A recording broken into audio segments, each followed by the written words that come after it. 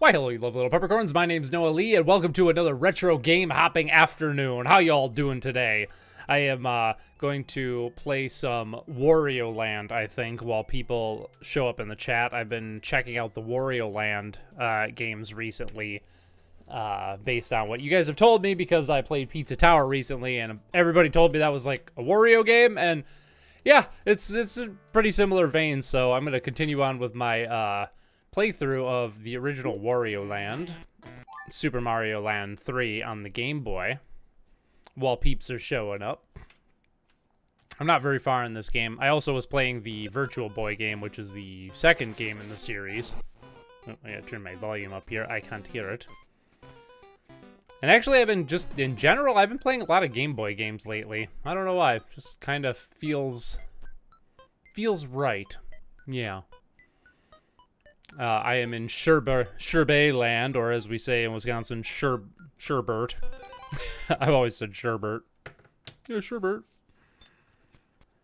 Like I said, not very far on this. I think this is like the third world, maybe?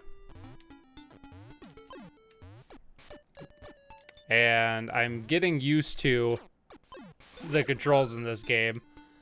This game is a little loose, I must say. It's one of those games where you can't, it's hard to tell when you can and can't hit certain enemies. I'm kind of getting the feel that most enemies can only be hit from behind in this one, but I'm getting a hang of it. Hey, Tanish, how you doing? Hey, Walkos, how you doing? Wario Land 2 was such a gem for me as a kid on the GB Color. Nice, yeah. This is my first time playing through any of the Wario games. Like, I played this one, like, 10 minutes of it. I don't know, probably 5 or 6 years. Do I want the bunny hat? I want the bunny hat, I think. Probably like 5 or 6 years ago, because I picked it up for real low cheap at my local retro store. And for whatever reason, it didn't really stick out to me as anything too special, so I don't think I ever played it again since then. But after playing Pizza Tower recently, and people on stream telling me that this is a good series to play, I thought I'd better go back and check them out. And I'm glad I did, because I'm quite enjoying this game. I don't know why I wasn't jiving with it originally. We better go in there and see what that is. I did play Super Mario Land 2 back in the day. I had bought a copy of it from a friend when I need that key. Sheet. Bought a copy of it from a friend when I was in high school after I got my Game Boy Advance. And I really liked that game and never actually beat it until recently. Ryan and I played through it, and that was quite fun. Of course, it was a childhood game for him because he was a Nintendo boy, so...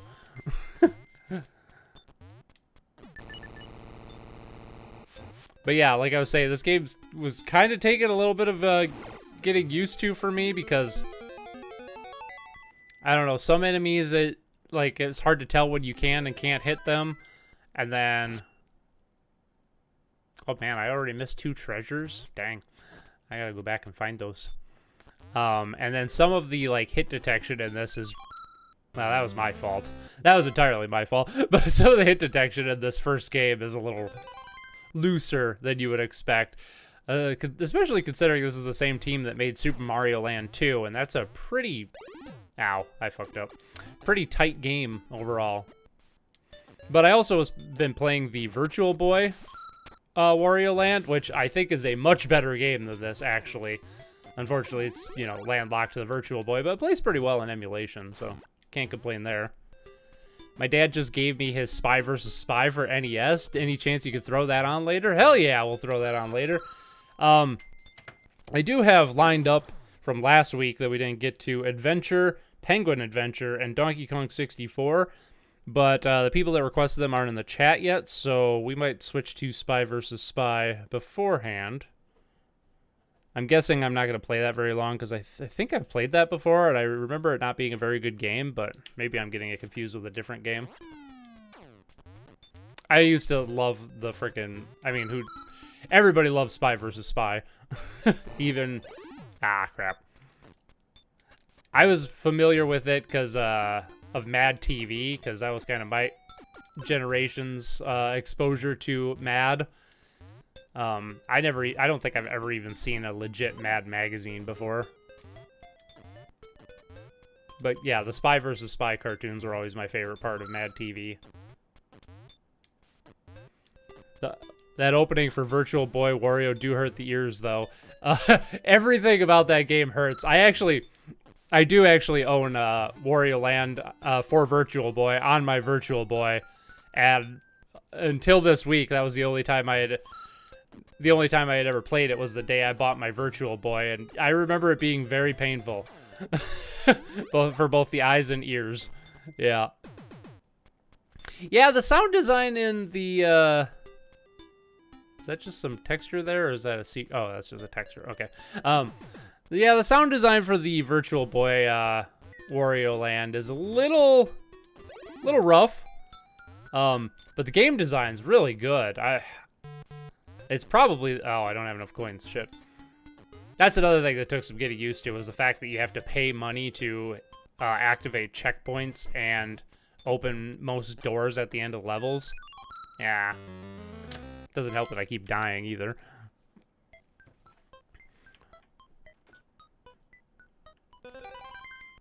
But yeah, the level design in Wario Land Virtual Boy, quite good. I probably played like 6 or 7 levels of it, and I think it's a better game than this one overall. Sounds like the Wario... Damn it. Sounds like the Wario Land games just keep getting better and better. It's kind of a double-edged sword for me, because on the one hand, I appreciate how slower paced these are compared to Mario, but on the other hand, I'm kind of impatient. So, damn it.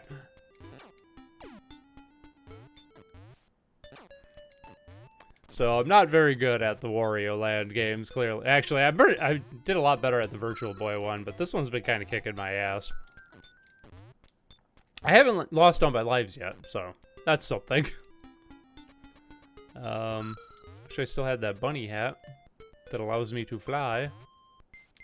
Because there's a checkpoint coming up, and I don't have enough coins. Get out of here. I'll take that, thank you.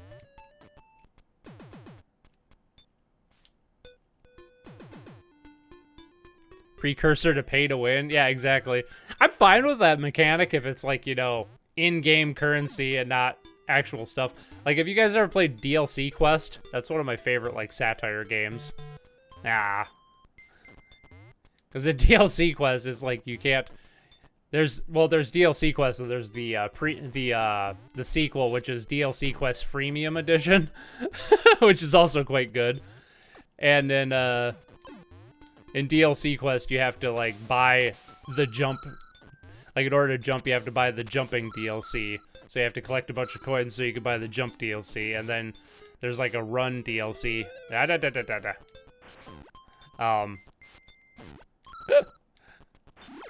And then in the freemium edition, it's like, I think there's, like, skins you have to buy. So it's all a bunch of, like, microtransactions and stuff like that. And I don't know, those games are quite fun. What's up, Jimmel? How you doing this week? Ow. Always had a hard time to go back and play OG Game Boy. Yeah, I think that's kind of my experience, too. I don't know what it is. I think it's just the... I don't know. The Game Boy feel? Because a lot of the platformers on... Ah, come on. I can't do shit when I'm tiny. A lot of the platformers, especially on... Game Boy, have like a weird stiffness to them that I am so not used to. And Wario Land is definitely one of those. Also, the penis dragon hat there. Hey, what's up, Romella? How you doing this week?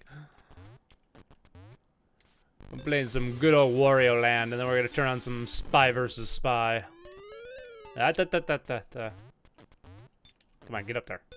Doesn't help that I'm in the ice world either, so I'm sliding around. I believe this was also the same team at Nintendo that made Metroid 2, which would make sense, because this and Super Mario Land 2, and Metroid 2 all have a lot of similar sound effects.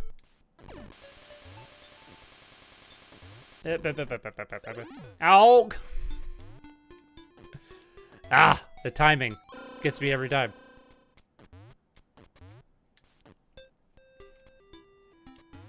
But yeah, definitely been having a lot more fun with the Virtual Boy Wario Land game than this one.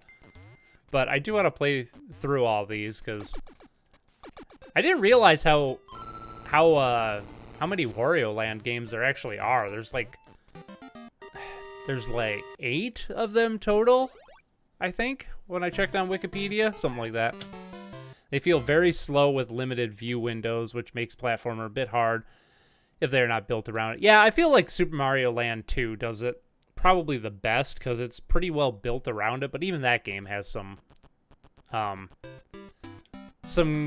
kind of tedious spots just due to the slowness of it. Having some good old sparkling mineral water today. Hello, hello, hello, and yo, yo, yo, how you doing, Live Coil? Welcome to the party here on 95.7 JJO. I feel like I could have been a radio announcer back in the day. That might have been good.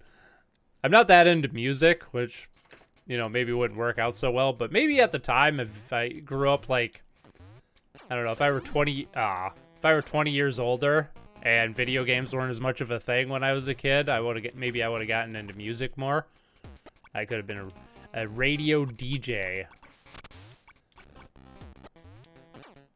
There's still people that do quite a bit of that, surprisingly. I feel like radio is one of those technologies that's never really going to die. Just because, I don't know, there's still so many locations in the world where, like, your only form of communication is radio because, I don't know, it's only, like, in cities and suburban areas where, internet and cell phone stuff works well. That may have been true until the release of Elf the movie, the game. Talk about fluidity. Perfect game design, that one. Elf the movie, the game. Lest we all forget. It's not too late to be a radio host. That's true. I feel like it's all podcasting these days, which I would like to do a podcast someday. That would be fun. My buddy Matt and I have been talking about doing a gaming podcast for going on 2 years now, but we just haven't gotten around to it quite yet. We did film like a test podcast once, but that was it. Or record one. I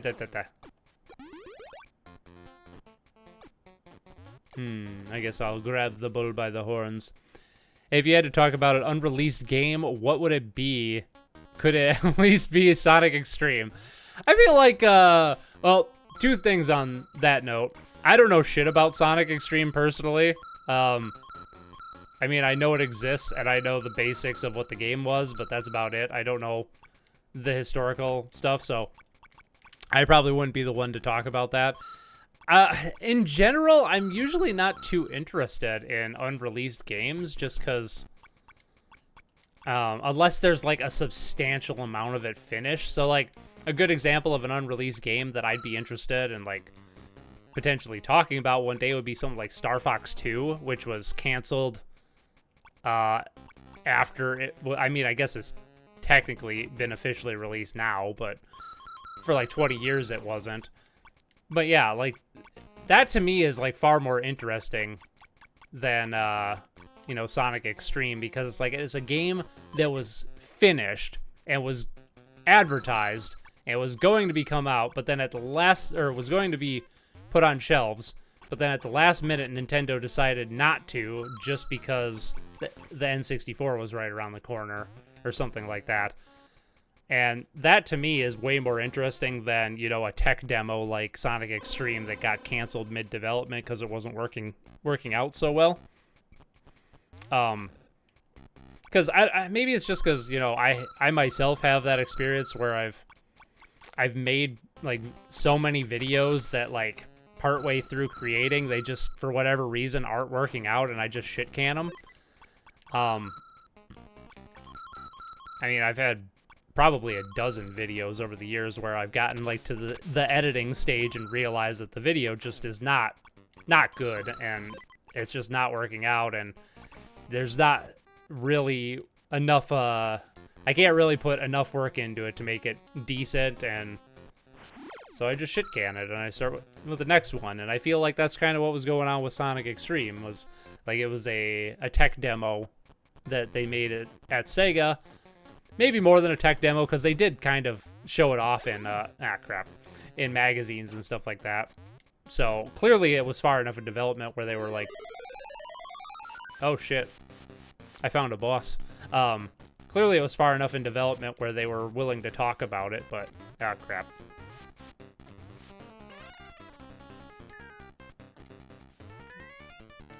Oh shit. He's got a spike helmet on now. I don't know what to do. Now, the first boss in the game, when I fought him, I was unable to attack him as tiny little Wario, and I'm wondering if that's, like, what's going on here, because it doesn't seem like he could do anything. Because if I jump on his head, I'm just dead.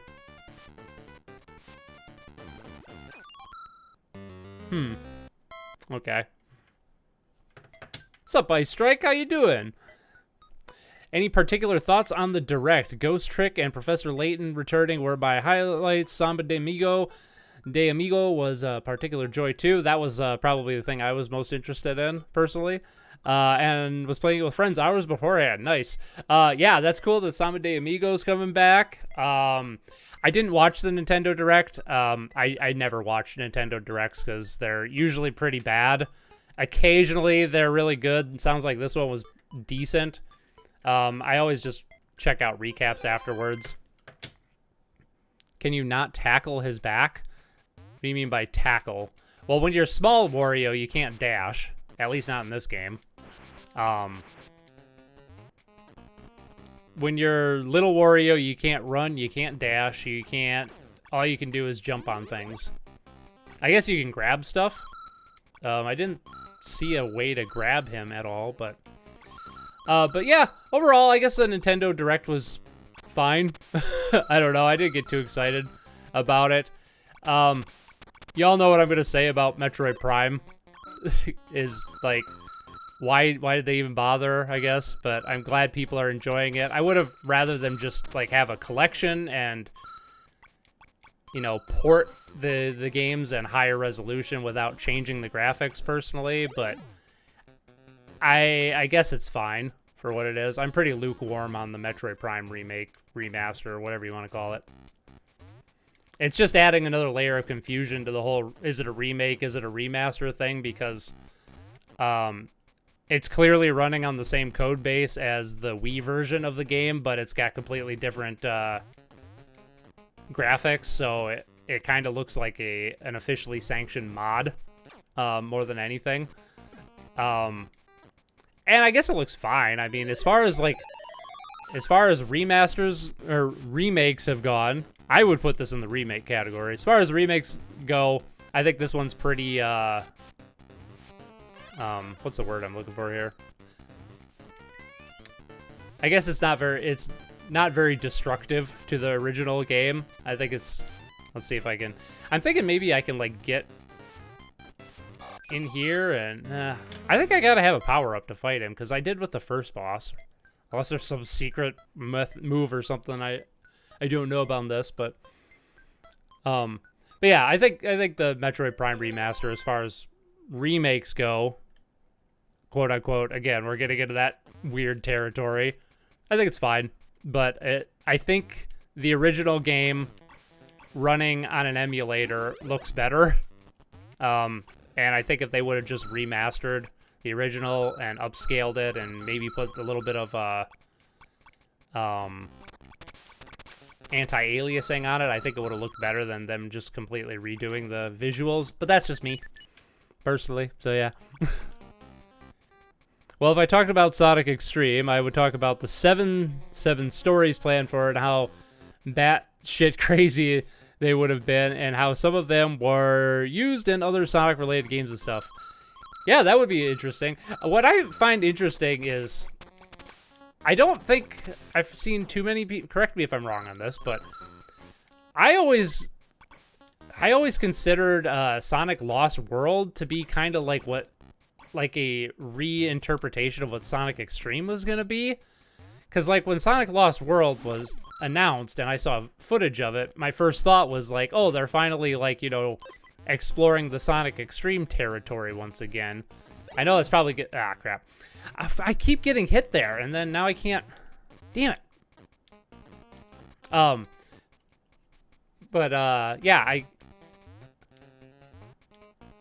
now can I even get an item? That's the question. But yeah, I don't know. It felt like they were trying the whole Sonic Extreme thing again, and that's probably going to be like controversial because I know everybody hates Sonic Lost World, but but I appreciate it being experimental, and that's kind of what I felt like Sonic Extreme was trying to be, was experimental and neat stuff like that. It's definitely an interesting little historical oddity, that's for sure. Oh yeah, which Wario Land is this? Number 1? Yes, this is the first Wario Land. I am enjoying it, but I'm getting my ass kicked. It's a little rougher around the edges than I was expecting. Yeah, I'm just gonna, like, have to die in order to get an item, it looks like. Okay, we'll just do that. Got off, hop off for a bit. Can't wait to catch the stream later. Take care, Noah. Bye, Watercoast. I'm going to turn on Spy vs. Spy for you before the stream ends, so you'll be able to watch it later. Sorry, you got to go. We won't do that just yet, but Metroid Prime with more modern control scheme is always welcome. A bit too pricey, though. That's another thing. Yeah, let me temper my opinion with that. So I just replayed through Metroid Prime 1 and 2 on my Steam Deck using emulation, and it's got Prime Hacks uses the same dual stick layout that works just fine. I'm a big defender of Metroid Prime's original control scheme. I think it controls just fine, but I will also be the first to admit that a dual stick control method functions much better, especially after having just replaying Prime 1 and 2. Okay, maybe don't lose this hat, and then we can actually, like, beat the boss. That would be nice. So yes, and that's the thing. I always have to remind myself when I criticize remakes and remasters is that not everybody's willing to go to the lengths of, you know, emulating something or something like that. I do feel like Nintendo going to the trouble of, like, or Retro Studio, who actually did the remake. I don't actually know who did the remake personally, or the remaster, whatever you want to call it. But whoever did that, I do. All right, I'm gonna save state here like a motherfucker. It does seem like they're willing to charge more. Okay, I can't do that. It does seem like they're willing to charge more money for it because they, you know, updated the visuals so much. And if they had just, okay, well, can't do that.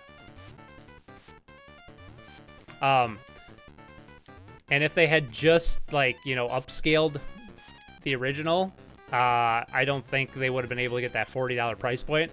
And like Tanish was saying, yeah, there's like no way to fight him without a power-up. Let's just reload that. I think I do have to tackle him from the back. Is probably what it seems like.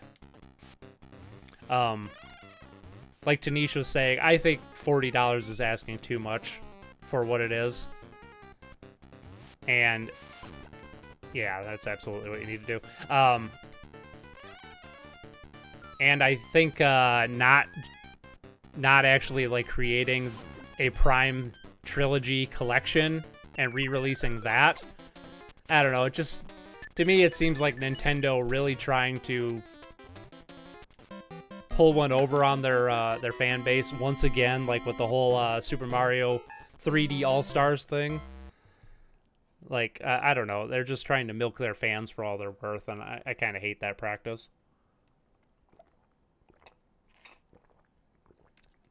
Do you think you can do a video on adult jokes in video games?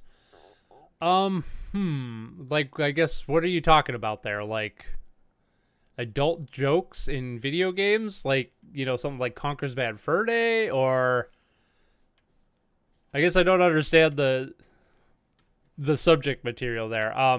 I probably would say no, because that's not really my kind of thing. I like to talk about specific games, personally, and the direction I'm going in, I want to do more like, more historical, more like educational stuff. However, I will say, if I do stumble upon like enough material to talk about, like, you know, a history of adult jokes in games, that could lead to an interesting Adventures in Game Criticism episode or something like that. Like in E-rated or E10 plus rated games. So like innuendos and stuff, like when character, like, oh, here we go.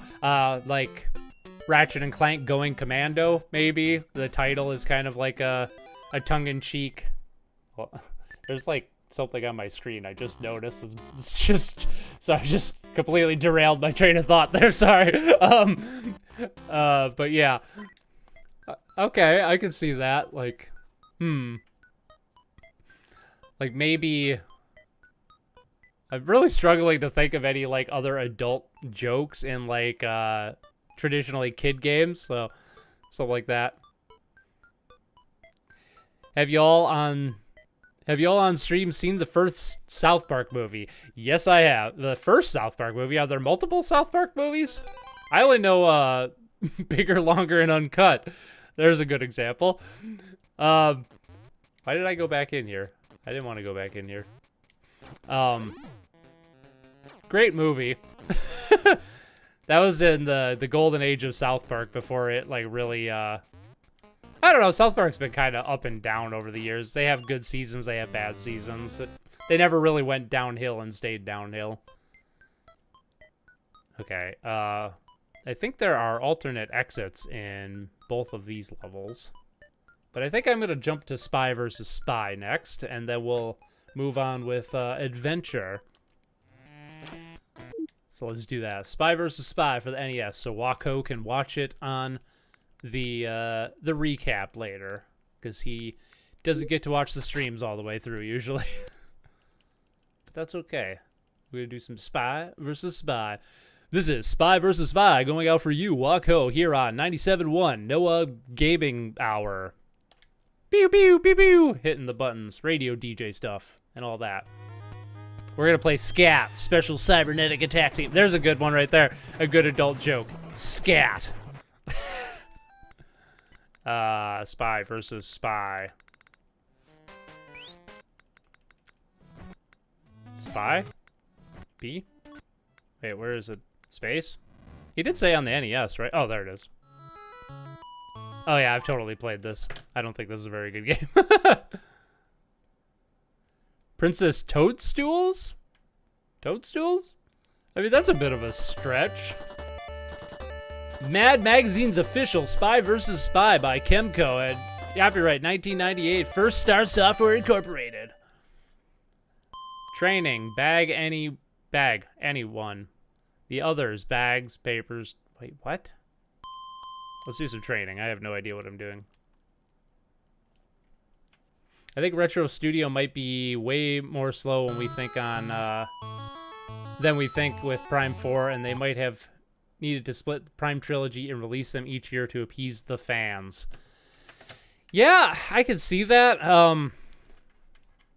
That would be nice if they did that. I still think charging $40 for each one is asking too much, but I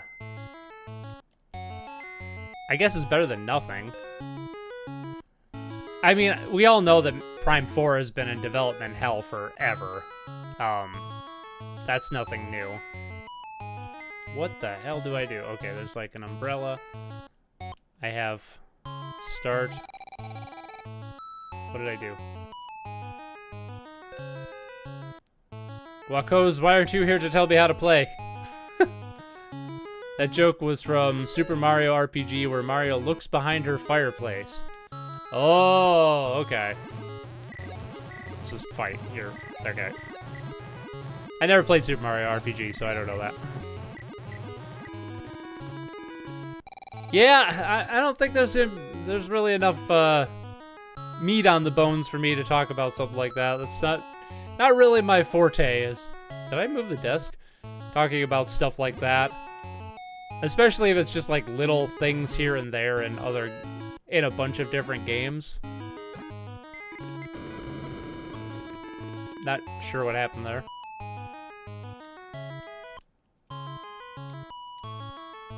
Or announcing that a game has started development is a terrible idea and they shouldn't have done that. Okay. Yes, absolutely. Okay, nice. Absolutely. Honestly, that's the best thing I have to say about Nintendo and Retro Studios, how they handled the Prime 2 remaster, which was, or the Metroid Prime remaster, which was announcing it and saying we released it in the same day. That's cool. They should do more of that, because this endless, like, I have no idea what I'm doing. This endless, like, you know, announcing a game and then waiting for years and stuff like that.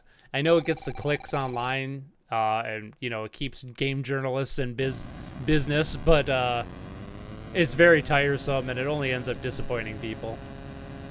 I think especially with, like, a remake or a remaster, like, the way Nintendo handled that was pretty good. So I will give them full credit for how they handled that, because they totally could have been like, Metroid Prime remaster coming soon, and then we don't hear about anything about it for like a year or something like that. And it does make me feel pretty good that, you know, okay, clearly Metroid Prime 4 isn't in as dire straits as we all thought it was, assuming Retro Studios did the remake, which it sounds like they did. Which means that the reason it's taking so long is because they're also remastering Metroid Prime, possibly 2 and 3 as well, which would be nice. Because I do want to follow the rules of Mr. Mackey's song to swear on stream. Step 1, instead of ass, say buns, like kiss my buns or you're a buns hole. Great. The sheer balls of Trey Parker and Matt Stone back in the day to make a South Park movie and make it a musical, like a Disney-esque musical. That was a great move. I remember as a kid, like, a bunch of people saying, like, this movie's stupid, it's got singing in it or whatever, but it was so funny and the music's so catchy. I don't know how much longer I could play this. I have no idea what I'm doing, and... Okay, I think you're supposed to, like, hide a bomb in stuff. Can I hide it in the coat rack, maybe? I have a spring. How do I do this? There's a B button. No. Maybe I can't do that. Let's go find a drawer. Okay, how about this? Ah! I appear to have done something. Okay, I'm done with this game. I like Spy vs. Spy, but I'm surprised they kept the names of the characters in this game without getting a raised eyebrow. Oh, White Spy and Black Spy. I mean, yeah, I suppose in context it's fine, but if you were to say, like, you know, White Spy and Black Spy, and if somebody hadn't heard of Spy vs. Spy, it would absolutely cause some raised eyebrows. In context, I think it's fine, but... Okay, I think I just hit a bomb in that drawer. Okay, I see. It's B to select your item, and then A to place it in something. And then the idea is the other spy's supposed to come around and look for it. And now I have a hat, okay, or an umbrella.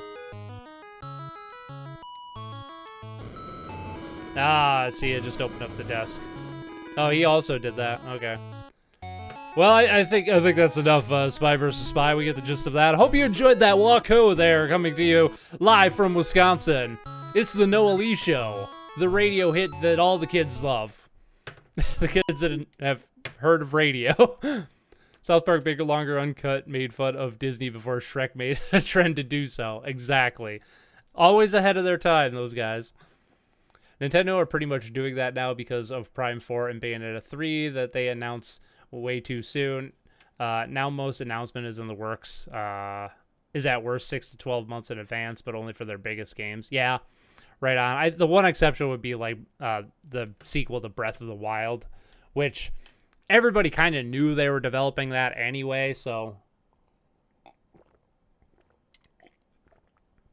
I suppose it's not that big of a deal. I have heard rumors that there might be a Super Mario Odyssey 2 in the works, so I'd take that personally. I really liked Odyssey. But we'll see. That might just be a rumor. I haven't seen anything to bounce that. What are we playing next? Let's see. We're going to play some Adventure. Well, actually, Whimzu. I believe Whimzu's the one who wanted us to play that. I'll wait a little bit longer for you guys. Got any recommendations before I dive into our list from last week here? But yeah, I can't think of anything else that was in the Nintendo Direct that really caught my interest when I looked at the recap of it. Samba de Amigo, the Metroid Prime remaster / remake. Or something like that. There's a topic that I probably not anytime soon, because I got like 6 other videos in the works at the moment, but I would like to do like a whole history of like game remakes and remasters, because it's not really anything new. So there's a lot of history stuff, or a lot of historical stuff to that. Joke Bubsy 3D. I don't think I have Bubsy 3D, but if we do, we're playing it. I like Bubsy 3D. It's a bad game, but I like it. Spyro the Dragon. That I do have. So if we don't have Bubsy 3D, which it doesn't look like we do. What the fuck was that? Wow, that looks like garbage. Okay. Spyro. Let's play some Spyro. I like me some Spyro. You want to play the original 2 or 3? They're all really good. Let's just go with the original, the OG. It's nice that they port Ghost Trick, because the game really did not receive enough love when it came out on the DS. Yeah, that's a game I've always been interested in, and I've just never gotten around to play it. I really do want to play it, though. So I might pick up the port they did for it. The Nintendo Direct started off pretty bad, then the middle and the end of it was pretty great. So middling overall, original. All right, original, good. I think I like all the original trilogy Spyro games. I think my favorite, in orders of preference, it would be 3, 2, 1. But the first game doesn't get enough love, I feel like. It kind of like, the way people talk about this game is kind of like, oh, it's great, but 2's better. Or, oh, it's great, but I like 2 and 3 better. Or something like that. And it kind of gets overlooked, but I don't know. This game holds up really well. I have not played Spyro, probably since I made those Spyro videos a few years ago. And this opening that is so bizarre, but I love it. Here in the 5 worlds, or is it 6? For a Dragon's Age. We now have 12,000 treasure, or is it 14,000? What about this Ganasty Gnor? The Ganasty Gnor. Now I understand he's found a magic spell to turn gems into warriors for his cause. Gems into warriors. Nasty Nork is a simple creature. He has been contained in a remote world. That's something they kind of dropped after this game, was that like the gems get turned into warriors sort of thing. It's like just gems are just something you have to collect in every game after this one. Looks like I got some things to do. Yeah. Go get him, Spyro. You got some things to do. I love that opening. The adventure begins. Oh. The adventure sucks because the analog stick is not being detected. Sheet. Okay, whatever. I guess I'm playing with the D-pad. Thank you for releasing me, Spyro. Thank you for releasing me. 10 dragons in the artisan world. Then find the balloonist. He'll transport you to the next world. What about Nasty Nork? I'm going after Nasty him. Nork. Fine Good old dragon. Carlos Alazraki That's all I voice. can tell you. Rocco's Modern Life voice actor.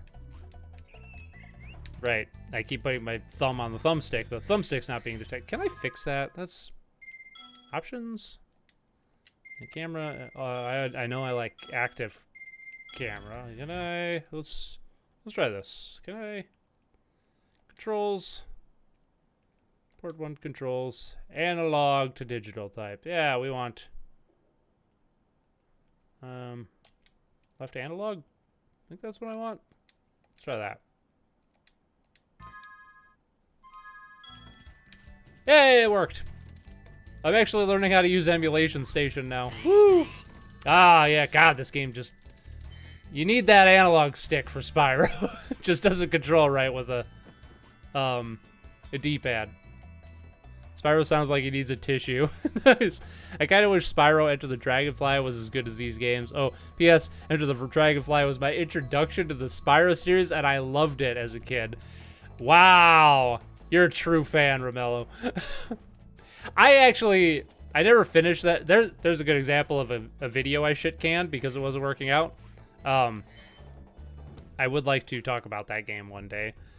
But at one point, I was making a video on Enter the Dragonfly because while that game is bad, I feel like it's a little overblown on how bad it is, especially because most of the unfinished parts of the game are actually the early parts of the game.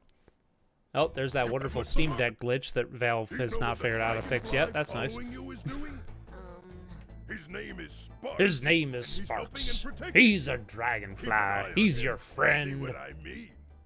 Okay. But the later levels in Enter the Dragonfly are actually pretty decent. So that game's not as bad as a lot of people make it out to be, and I don't remember the order you're supposed to jump on these in.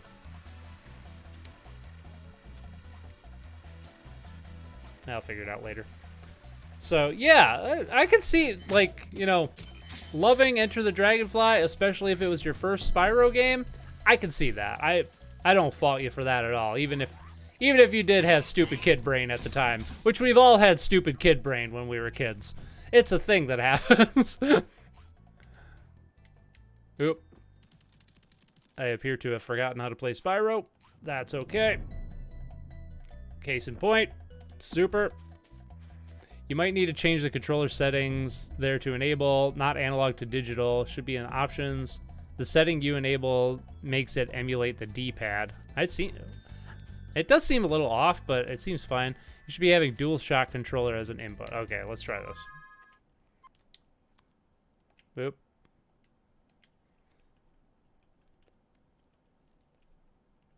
I mean, it didn't feel too bad, but I was struggling, but I just assumed that it was my fault, so.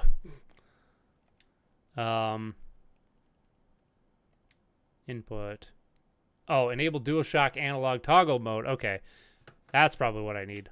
When the input device type is DualShock, the option allows DualShock to be toggled between digital and analog mode like the original hardware.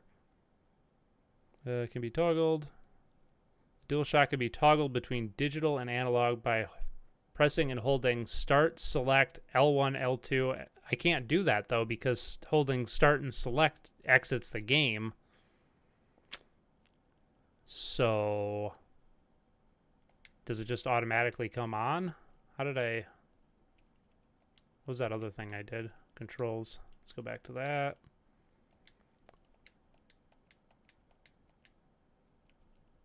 Maybe it'll just come on automatically. At least I hope it does. How do I... No, I don't know how to get out of here. Oop, oop, oop. Select, start. There we go. Now it's not working. Yeah, I can't... Let's do this. Yeah, because if I try to do that, it just leaves the game, because start and select is mapped to leaving the game.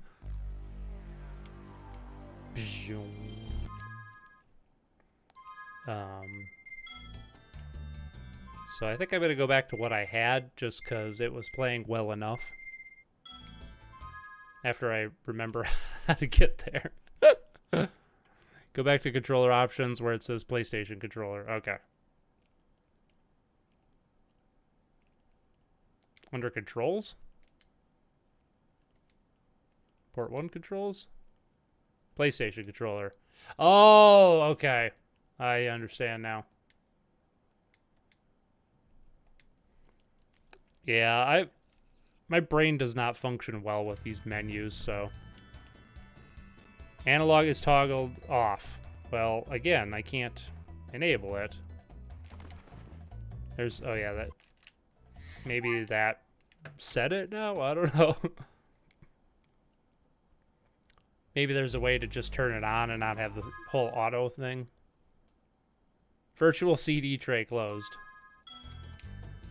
I'm just gonna change it back rather than waste time trying to figure it out here. Thank you for the input, though. Let's just go back here. Maybe I'll just try analog controller. How's that work? Let's try that. Okay, that seems to have done it. Okay, we're gonna go with that because I don't want to waste any more time on stream trying to set up the controller here because I don't know how to use it or how to use the emulation station, and I can't seem to get this thing. Selecting analog controller is what I needed to do because it's playing great now. I definitely feel a difference swapping to that because before it was a little stiff. All right, we're cooking with gas now. We're cooking with gas. Yeah, I was gonna say because like when I enabled like the D-pad thing that you were talking about earlier, like it was noticeably stiff, and I'm like, wow, I freaking lost all of my muscle memory for this game. But yeah, no, it's controlling like butter now.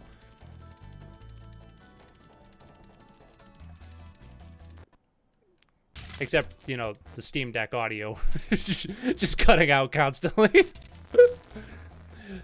Oh, perhaps someday Valve will re-release the Steam Deck and have that issue fixed. It appears to be a hardware issue, which is great. The artisan's boss is through The a portal in artisan's Dragon boss. Mouth, but you are not yet ready, Spyro. First, you must complete one of the other artisan lands. Okay. We go complete the other lands.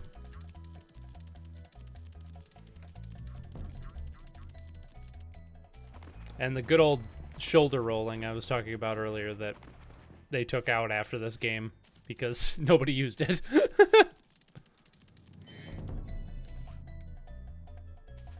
Hello, Balloon Man. You go to the next world. What am I doing? I need more dragons.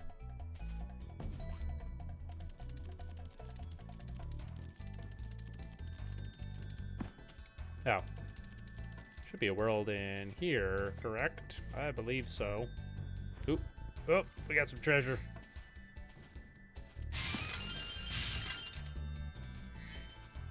And a life. Gotta have those lives. Because games in this era still had a live system for some strange reason. I have a deep knowledge on retro art, maybe too much. So if you need help with retro arts, just ask. I will do that because I've been struggling to like with some stuff. I'm slowly learning like the layout of the menus, and I don't know. Honestly, I think a lot of it's just my dyslexia. My brain doesn't function with like the menus. They're really hard for me to understand what they're talking about sometimes. Like just the wording is really obtuse for me. So in my mind, there should only be one section to go to for all your controller options, but there's usually like 2 or 3. And like that case, when I went to like, you know, I'm like, oh, I could probably change this by going to like the, I need to use fire. Fire's my friend. It's like, oh, I need to go to, you know, the port controls and like, you know, adjust that because that's where you go to do stuff. But no, there's also like a whole other sub menu with like, for your input. And then on top of your input, there's a second sub menu for adjusting the current input that you have. And then like when you want to save your controls, you can't just save, there's an option to save it per game and per core. And I didn't part of the problem was I didn't know what a core was in RetroArch until recently. I understand now that that's an emulator as part of Arch, but at, you know, when I first started doing this emulation stuff, I didn't know what a core was. So like, and then I would try to find and look up what a core was, and I don't know. I feel like I just have emulation as something that's been so foreign to my brain because I've avoided it for so long that I just have a shit ton to learn about it is kind of where I'm at. So it's been a little frustrating to learn, I gotta say, but it's still been less annoying than trying to play my classic games on legit hardware and get them to actually look decent and record decently. So I guess I'm willing to put up with the learning curve. I just saw at Twitter and they just showed a video where they had Super Mario Bros. Super Show intro theme as in-universe commercial for their plumbing business, and it's real and it looks awesome. Wait, what? Had a video where they had the Super Mario Bros. Super Show intro theme as an in-universe commercial for their plumbing business, and it's real and it's awesome. Like some plumbing company did, or... Here's a perfect example. Like, my brain can't process your thing here. I'm sorry, Romello. I don't understand that. I just saw at Twitter, and they showed a video where they had the Super Mario Bros. Super Show intro theme as an in-universe commercial for their plumbing business, and it's real, and it looks awesome. For the Mario movie. Oh, okay. They made like a... Okay, they made a commercial for the new Mario movie in the style of the Super Mario Brothers Super Show. Okay, I understand that now. Kind of like they did with Sonic Mania. They recreated that one Genesis commercial where they were like comparing and contrasting like Sega Genesis and Super Nintendo. That was a fun commercial.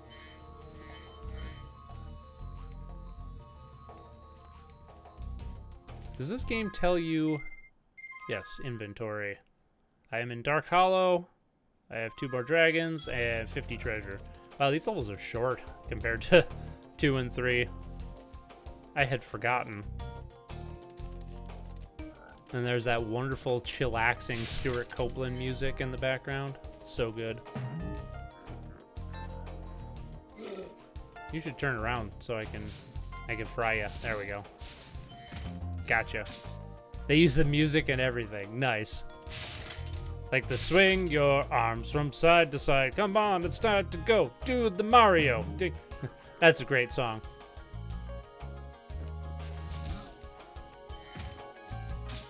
What was that? The guy that played Mario, that was like Captain Lou Albano. Was that his name? He was a pro wrestler. What was that? And then he was in that one... Use the triangle button when you want to zoom in and The triangle button. He was in that one anti-drug commercial as Mario, and he's like, remember kids, if you do drugs, you're gonna go to hell after you die. Or no, he mispronounced the line. It was, remember kids, if you do drugs, you're gonna go to hell before you die. That's what it was. So great. I was like, I could not imagine being a kid in the 80s and seeing Mario tell you that you're gonna go to hell before you die. The one thing that makes me love OG Spyro over the remakes are how many thank you for releasing me. Yes, me too. It's so charming. Thank you for releasing me. Should probably get some health here. Boom, boom, boom. Oh, I did find the key. Nice. Get that treasure, Sparks. Get all that treasure. Yeah, it's really a shame that, like, I understand it, but part of me wishes that Insomniac would have just kept making Spyro games. Because the series really took a harsh nosedive after they left. And it's sad, because I quite like Spyro. I don't like having things in my eyes, though. I wasn't sure if you'd escape those annoying little creatures.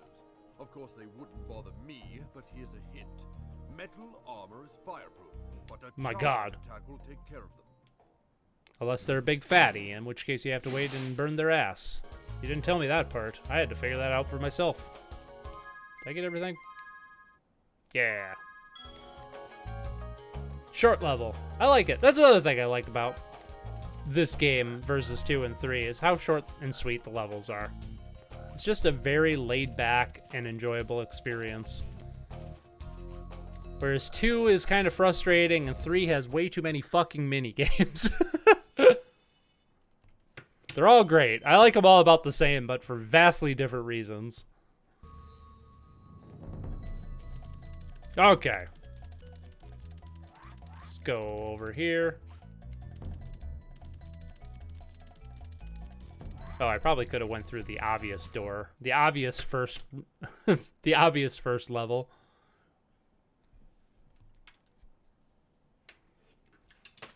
And I dropped my pen. Shit. And the wonderful skybox transitions too. Ah, mwah. So beautiful.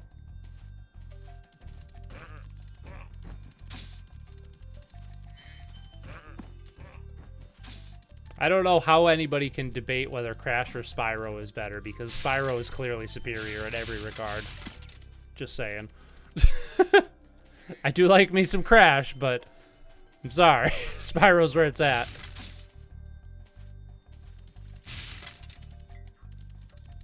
That's kind of true of, like, Ratchet and Clank versus Jak and Daxter, too. Quite like Jak and Daxter, Ratchet and Clank's better.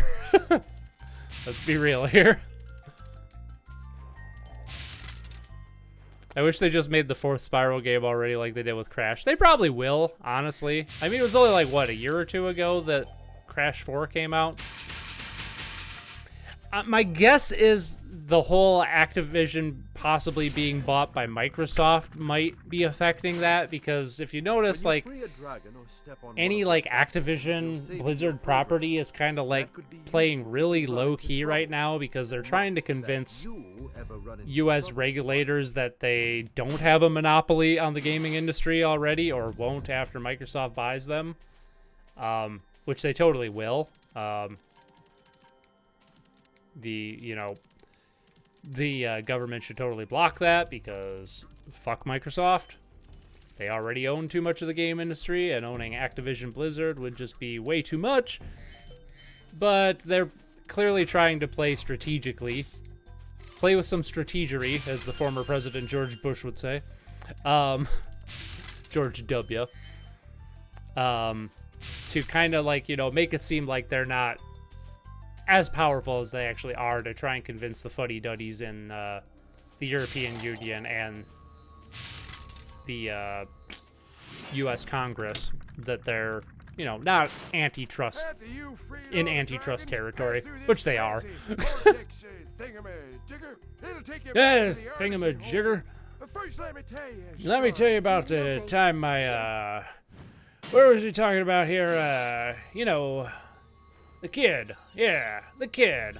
Oh yeah, the stupid hidden beach key down here. Just randomly jump off a thing. I think Spyro and Crash are too different to compare to each other. Spyro's more open, Crash is more linear. Well, I mean, yeah, technically, but what's the fun in that? Like, I mean, it's all subjective at the end of the day, whether you think one thing's better or another. I think Spyro is better because I like this kind of game more. But I mean, there's also something to be said for, you know, you can kind of, I don't think there's an objective measure, not by a long shot, but you can kind of, I don't know. At least I can kind of feel like the quality of games, I guess. But again, it's all subjective, and it's all based on where I'm at and the games I've played. I've just played so many games now that, like, you know, certain games stick out to me a lot more, and those are the ones I tend to call, like, you know, better of the two when comparing to something else. I think you could go so far as to say, like, you know, Spyro is better than Metal Gear Solid. Are they vastly different? Absolutely. Am I going to compare them in terms of quality? Absolutely. Because I don't care for Metal Gear Solid for the most part, but Spyro's great. But yes, I definitely, I'm being cheeky there, but I absolutely see what you're getting at because they are vastly different games. I think it's fun to compare and contrast, though. I don't think we always need to maintain like this middle ground. It's okay to have an opinion. It's okay to be wrong. That's true. Games are as subjective as I am a buns. You're a buns hole. You're not a buns hole. You're very nice, Tanish. Kiss my buns or you're a buns hole. Step 2 said a shit say poo like a bull poo. Wait, what was it? As in bull poo, poo head, and this poo is cold. Oh man. I might have to rewatch Bigger, Longer, and Uncut in the near future. I haven't seen it for a very long time. My sister and I used to watch it constantly when we were kids, though, so I know that movie like the back of my hand. That one dragon sounds like a racist old person. Is that just being ageist, though? I mean, to be fair, most old people are racist, so, but to say that all old people are. But then again, yes, he did kind of have that, that tone to his voice. Maybe not racist, but clearly like, kind of like my grandma. You know, she means well, but she does say things that are a little off-putting occasionally, that I'm not going to repeat. She doesn't mean anything by it. At least I hope she doesn't. I really hope she does. I don't think she does. But then we have other people that I know who very clearly should not be talking. Ever. Because the things that they say are just bad. And that's why I don't associate with them.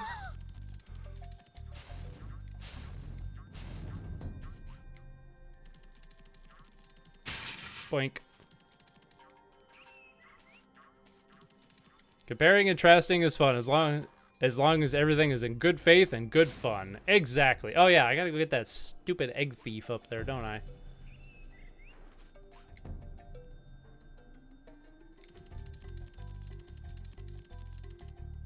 Ah, shit.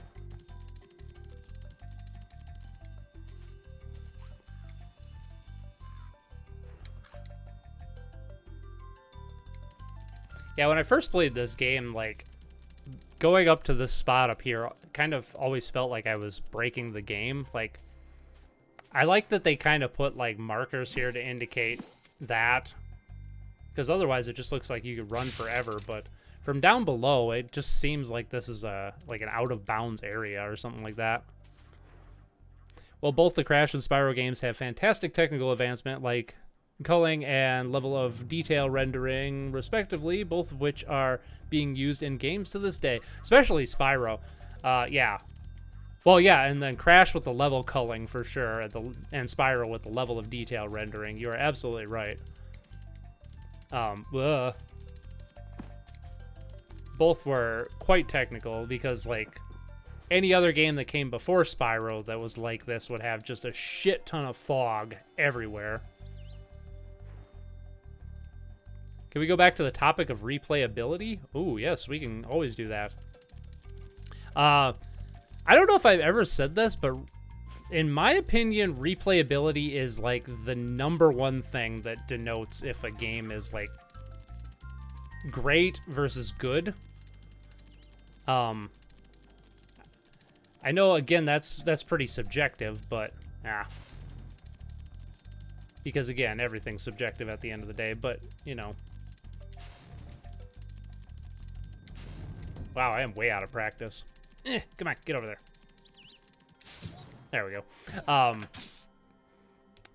Yeah, I think replayability is like the #1 thing that determines if a game's like great versus just good, because there's been plenty of games that I would consider good. Oh, Hold on, I got my big-ass water bottle here. It's kind of hard to maneuver.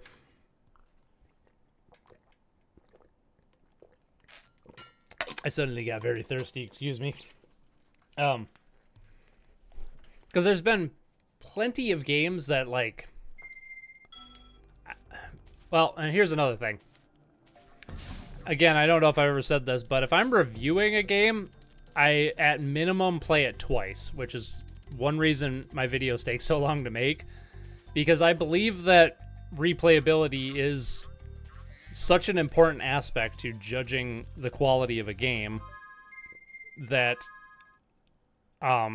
if on a second playthrough the game doesn't hold up, I want to know that information before I, tell people what a great game it is or something like that.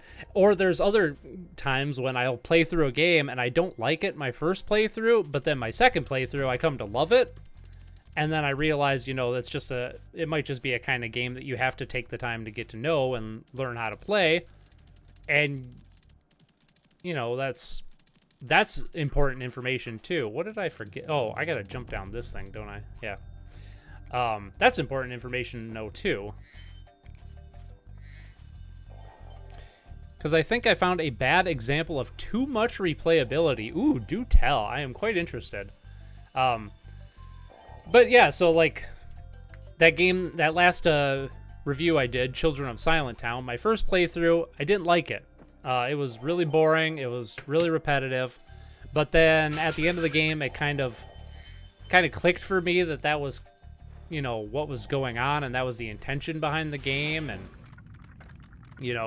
it was the themes were meshing with the actual mechanics, and the boredom and stuff like that, and it recast my second playthrough in a new light so that my second playthrough is far more enjoyable, and I feel like my review of the game was a lot more fair and a lot more well thought out than other reviews, because I had seen other reviews like IGN said it was boring and frustrating but had its moments. Not that IGN's opinion matters on anything because they're usually trash, but other reviewers were basically saying it was good but pretty dull.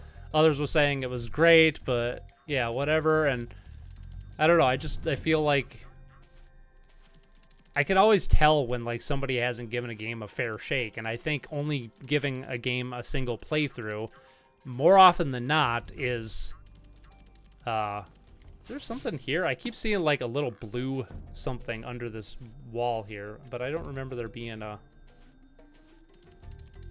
secret wall or something there. I think I just have treasure left, right? Yeah, I am missing 6 treasure. So yeah, with replayability, I think a large part of it is how well an experience sits with you over time. You can initially like or dislike something, but reflect on it differently over time. Yes, absolutely. I completely agree. Undertale and Super Paper Mario are great experiences because of their music and plot, but their weird gameplay styles prevent me from replaying them a lot. Then with movies and TVs, I didn't like Fooly Cooly at first, but after I watched it and thought about it over time, I came to really appreciate and enjoy it. Yeah. I've always liked Fooly Cooly. That's one of my favorite. I've still only seen the original series. I haven't watched the 2 new series that they did. I've been meaning to do that. Nier Replicant has multiple endings, with ending D being the true ending, I think, but to get it you need route A, B, and C. A is playing the game normally. Yeah, so like that's kind of where I struggle, though, is like the Nier games are a good example because they're kind of designed with the expectation that you're going to play through them in slightly different ways multiple times, which I think is cool, but it can get a little... What did I miss? I'm missing like 1 gem. This is like that Banjo-Kazooie time all over again, isn't it? We're just gonna boogie on out of here, I think. We don't need to collect everything. This is a stream. B starts you off at the second half while adding extra content and cutscenes to the scenes you play, but you're still playing the same parts. Yeah, at least they try to do something. So like the Nier games, like the way they do it, my understanding, I haven't actually played any, but my understanding is like, your subsequent playthroughs are always shorter because you have better gear, or it starts you in different locations, like you said, and stuff like that. So at least they're not expecting you to play through the whole game, start to finish, over and over again. But it does kind of seem like they're really trying to force your hand into, I don't know. The way Nier does it seems more like padding than it does actual like replayability, because can you really say that you've beaten the game if you haven't gotten like, the quote-unquote true ending? In most games, I would say yes, you can say that, but in the Nier games, which are clearly designed around that, the jump button twice. Afraid? Of what? Of falling. Falling from high mountain peaks. Oh my god. Plummeting into prehistoric glaciers. Oh, that. Oh, that. The hell was I saying? Something about Nier. Oh, yeah. The way Nier does it feels more like padding because, like, clearly they want you to keep playing. Clearly they want you to make it to a certain point in the game so you can get the best ending or whatever. That's kind of like the core design of the game.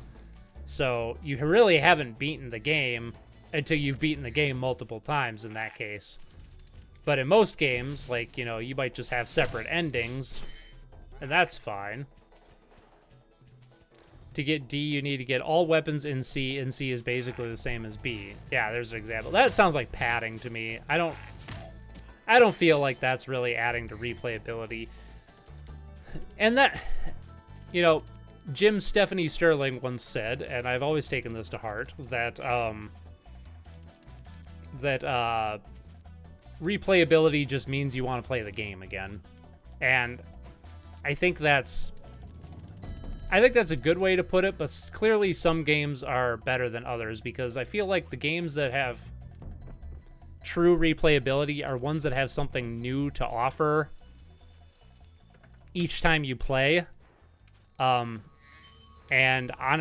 why I consider, like, the Souls series to be like the best series of video games, because no matter how many times I play those games, I always walk away with a new appreciation of them, a new little piece of lore that I never picked up on, a new item or a new weird, obscure mechanic that I had never experimented with before, or something like that. They're just so intricately designed to allow you to tackle things in a different way depending on what your gear is and what your, what build you're going for and what areas you go to, and because the level design is designed in such a way that you don't always have to go to the same exact areas. Like Dark Souls 1, some areas I won't even go through Blight Town. I could just, like, drop down on the edge of Blight Town, fight Quelaag, and then climb back up. I don't need to go through, or I don't have to go to the depths in that game ever. But then other times, maybe there's an item in the depths that I want to get, because it's kind of designed like a Metroidvania game. But, it might be like an item, with the bulls. Use well, the with the L2 bulls. and R2 buttons to get a good look. A good look. Might be an item in the depths that I want for my current build. This just all depends. And that, to me, is what leads to really good replayability. Even though Dark Souls 1 only has 2 endings, and they're basically identical in terms of what they are, because it doesn't really matter what the endings are. And then the fact that all of the Souls games have, like, this cyclical design, like the world and the universe repeats over and over again, designed to it, which totally mimics, like, the player replaying over and over and over again. It's brilliant. And that's why, that's why every game in the series I've played well over, like, 15 times at this point, and I'm currently just finishing up a playthrough of Sekiro at this moment, even though I've played through that game like 10, 15 times at this point. But it just never gets old, because those games are so deep. Colorado with a K, how you doing? I love watching speedruns of this classic nostalgic game. Nice. I'm not speedrunning. Sorry to disappoint. No, I know you weren't saying that, but I also like watching speedruns of this game. And the Souls games, which I was just talking about. Quite enjoyable. What am I doing? if I'm replaying a typical game, it's to re-experience gameplay, but sometimes with others, it's more for the plot, like Super Mario 64 versus Final Fantasy 9. Yeah, there's a good example. So, I just died. Yep, sure did. Okay. Super Mario 64 is a great game, and I've replayed it countless times. Final Fantasy 9, which is my favorite Final Fantasy game, hands down, I've only replayed it once. I've played it all the way through twice. And then I think I tried playing it a third time, but then I dipped out about halfway through. And the reason is because Final Fantasy IX, while being a great game, I only care about it for its story. I don't care about its gameplay at all. It was fun the first time I played it. It has nothing new to offer me. It's not my kind of game. It's, you know, bog standard RPG stuff. Thanks, Or JRPG stuff. I had the worst itch on the tip of my wing. Oh, did you know that On you the tip of control your what? Lana's glides by pressing X at the very top of your jump? At the very top, my god.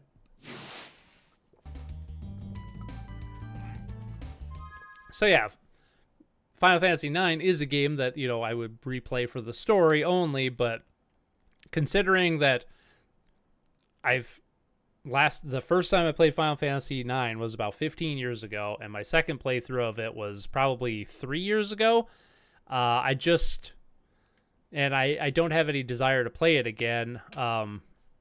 Re-experiencing the story, as much as I love that game, was not enough to keep me engaged and make me want to replay it again.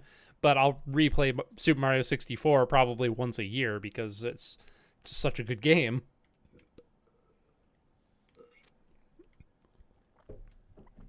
It would have been fine if the remake of Near Replicate let you get D by collecting all the weapons in B, but sadly it's a bit too faithful to the original. There is that.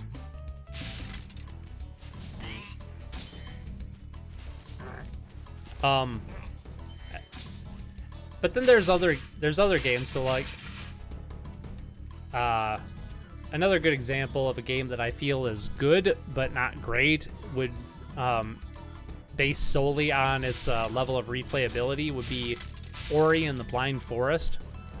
I loved that game to the first time I played it. It was probably my game of the year, whatever year that came out, because it was so good. The music was amazing, level design was really good, really nice Metroidvania, stuff like that. But then my second playthrough, it was fine because it's so tightly on rails that it's the same exact experience every single time you play it, and yeah, it didn't have anywhere near that same level of magic, whereas like the Souls games. He's a thief, and he's Oh, he's a thief. We gotta grab the thief. to track him down and get that egg. Run, run! Damn. I'm getting a little winded. Yeah, they really shelled out for voice actors in this game. I love it. Whereas like the Souls games, the more I play them, the more I love them. It's incredible. Like every time I play them, I walk away liking them even more, which is, I don't know, that's my mark these days of a truly great game. It has to have two things. It has to be, one, it has to be made with heart. You can tell when a game is made with love and passion and not just a soulless cash grab. And two, it has to have a lot of replayability. And the best games get better the more you play them, in my opinion. Length is also a factor to replayability. Gameplay-centric games with little preamble are easy to pick up and play, whereas others are long, and yeah, you know it'll be a commitment. Yeah, there's a good example right there. Another one of my favorite games is Okami. Okami is a fantastic game that I have replayed a lot, but when I say a lot, it's probably only like 5 times, maybe. It's certainly not over 10, like the Souls games. And part of that is because you have to sit through a half hour of cutscenes, unskippable cutscenes, every single time you want to play it. And the game's, 40 hours long, and it pretty much hits the same beats every single time. The gameplay is really fun, and the story is really enjoyable, and the characters and the music and the graphics, and everything about that game's great, but after, 5 or so playthroughs, however many it's been, it's hard for me to want to like sit down and play it again, because it's like I've already experienced this a million times. So even a game that I would consider one of my favorites, Thank you for releasing me. at least they do a different line read. My favorite is that one dragon line read where it's just like, thank you for releasing me. There's like 4 or 5 dragons in this game that have the same exact audio line. It's great.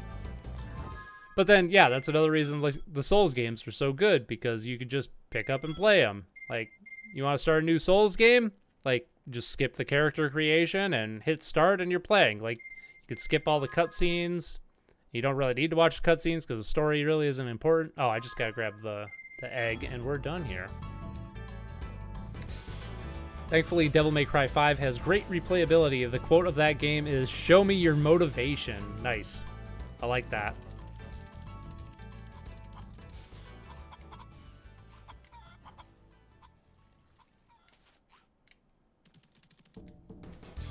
Tanish, if you like the Devil May Cry games, you should get into Sekiro. I think of all the Souls games, I think that would really, you'd like that because it's so action-oriented. All right, you don't have the... In Spyro 2, they added that you can hit the triangle to hop up a little bit at the end of your glide. You don't have that in the original. I forgot. I just tried to do that. I feel the same way about Ocarina of Time as you do about Okami. I feel the same way about Ocarina of Time. I wouldn't consider it one of my favorite games. It is a great game, but I've only played it twice. And I don't really have any desire to replay it anytime soon. But yeah, one of my favorites. Played the original N64 version many times, but it's not something I can play anytime, any day. Yeah. Okay, get this guy. Yeah, come on. There we go. I have a cat hair in my mouth. Yeah, I got it. Jeez. I could just feel like this thing tickling my tongue while I was talking there. Oh, I love my kitty. I don't like his hair, though. It gets everywhere. And the Onimusha series, yes, I would like to check those games out. They look really good. Also, the Tenchu games. Is it Tenchu? Like Tenchu Stealth Assassin? Is that what it is? Which is... Sekiro is sort of a spiritual successor to those games. Because... one of the reasons Activision is the publisher for a From Software game, which is bizarre, is because I think it's kissing my cat too little. Thank you very much. He needs all the lovin's because he's a sweetie and a little demon, depending on the time of day. But yeah, one of the reasons the horrible company Activision got to publish a From Software game is because FromSoft really liked the Tenchu series, supposedly, or Hidetaka Miyazaki did, and a few other From Software people, and they were trying to replicate some of the movements in those games for Sekiro, but they couldn't. Before it was actually called Sekiro, early development, but they couldn't quite figure it out. So they actually got together with Activision to get like the source code for the Tenchu games so they could like study it for their own game, and then that's how Activision ended up publishing Sekiro, which I think is pretty interesting that From Software has enough pull to do something nice with a garbage publisher like Activision. Have there been any games that you absolutely loved but never wanted to replay? There have been a few movies like that for me, but I'm not sure I can think of any game. Maybe Stanley's Parable or the Stanley Parable. There's been a few. The only one I can think of, there's been a few I know for sure, but the only one I can think of off the top of my head is Spec Ops: The Line. Absolutely great game. Loved it. Played it through the entire thing in a single sitting. But I never want to replay that game because it is so absolutely depressing. It is one of the most heart-wrenching games I've ever played in my entire life. I don't know if you guys are familiar with Spec Ops: The Line. It was really popular when it came out, and then now nobody seems to... Well, I fucked up. Now nobody seems to talk about it. But it's based on Heart of Darkness, which is a... what was it? Joseph Conrad, I believe, is the author's name. And Heart of Darkness is the novel that inspired pretty much every, like, depressing and demoralizing movie ever made about war. Namely Apocalypse Now. So if you've ever seen Apocalypse Now, Spec Ops: The Line is basically that in a game form. And I love it, and I hate it at the same time. Because it is... I don't know. It just puts me in such a bad mood when I watch Apocalypse Now. And that's how Spec Ops: The Line made me feel. It made me feel like a garbage human being, and that humanity has no redeeming qualities whatsoever, and that we all deserve nothing but death. So, great game, but I don't ever want to replay it again. I hate these dogs. They are such a bitch. You have to, like, go in and then run off. Yeah. I know there's been other games that, one that Matt and I talk about a lot, but I'd be willing to replay it again is Pony Island, by, Daniel Mullins, who is probably best known for his most recent game, Inscription, which is also a really good game. But, damn it. Without spoiling too much, if you haven't played Pony Island, the idea is that every character in Pony Island is like a computer program that just kind of wants to die, more or less, and that by replaying the game and starting a new game file, you just, like, prolong their eternal suffering. And so, like, the idea of the game is, like, you should never replay this game. So, but that's so interesting to me, like, you know, to create a game that you tell your players never to replay it again. If you haven't played any of Daniel Mullins' games, you really should, because they are fantastic. He's probably, like, the best indie developer around these days. The dogs are more of a threat and do more damage than the boss fight. Absolutely. Yeah, this boss fight's easy. Like, these freaking... Ah!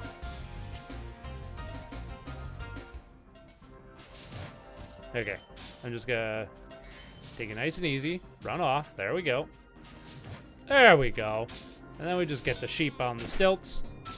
Yeah, I totally forgot this was a boss level, because as I said in my my critique of this game years ago, like, the boss levels play just like regular levels, so you can't tell. Did I get everything? No, I didn't. Oh, I missed a dragon, too. Sheet.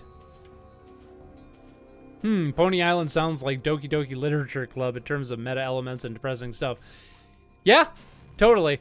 I haven't actually played Doki Doki Literature Club, but I know a lot about that game because of how mimetic it was when it came out. Gnasty Gnork. But yeah, Pony Island came out first, I think. It was like one of the first indie games after Undertale to really lean into, like, the whole meta stuff.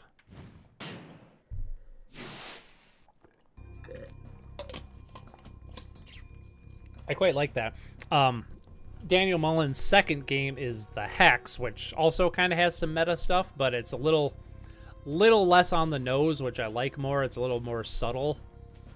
Because I think by the time he made a second game, the writing was already on the wall, and people were starting to get really sick of the meta stuff. I know I was. So, yeah.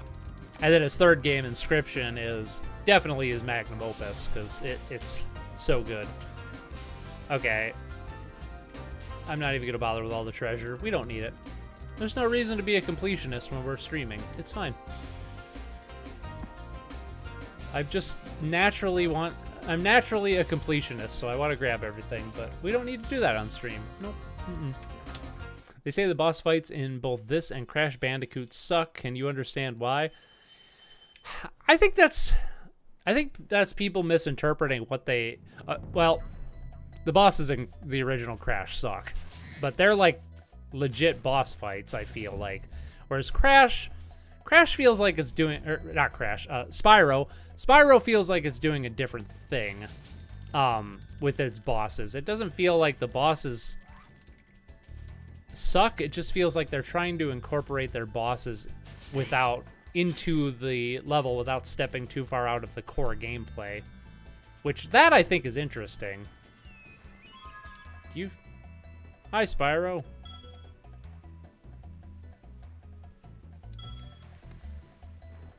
Now, what was the way to open this?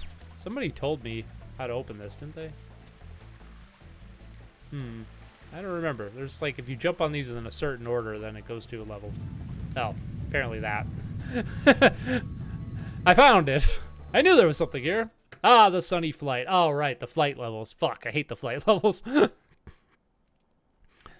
I know that people rag on Spyro 1's bosses for not feeling like a boss, but most platformer bosses have never really been that great. I think you can only get good boss fights in action games. Yes, I agree. Platforming bosses, usually pretty boring or just plain bad.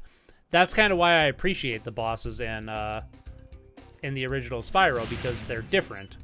And I feel like Insomniac, they either realized, you know, maybe thanks to Crash, that like they couldn't come up with interesting bosses, so they just decided to like, well, let's just have like, you know, our bosses in like a standard level. Where are these? There they are.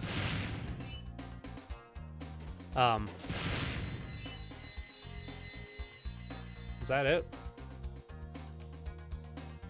No. Yes? Oh, right. Oh, right. I totally forgot how to play this. For some reason, I was thinking I only had to do the barrels. We'll try this again. I always hated the flight levels in Spyro games. So I could definitely appreciate what Insomniac was trying to do in this. Yeah, yeah, I can't really think of any, and I definitely prefer this boss style to what they did in Spyro 2 and 3, because the bosses in 2 and 3 they're just boring. They don't really do anything interesting. They're just kind of there. I hit the wrong button to do fire, so, you know. I should be going backwards while I do this, because then I can hit the barrels faster. Do-do-do-do. Dooba-doop-boop-boop. Okay. Now I can go get the plane guys.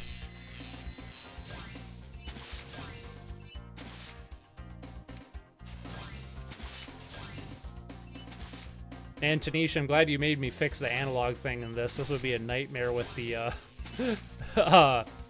the analog to digital thing I was doing originally.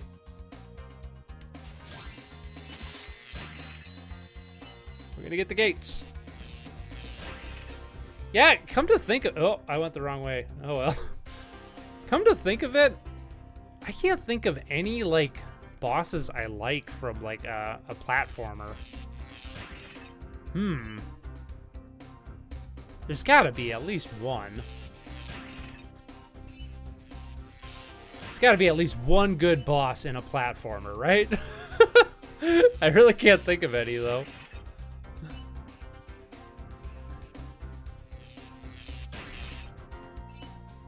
Is that it? There's a cave here, too. Yes, there is.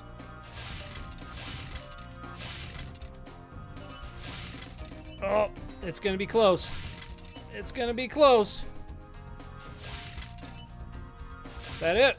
Nope. One more. Yeah, I did it. Nice.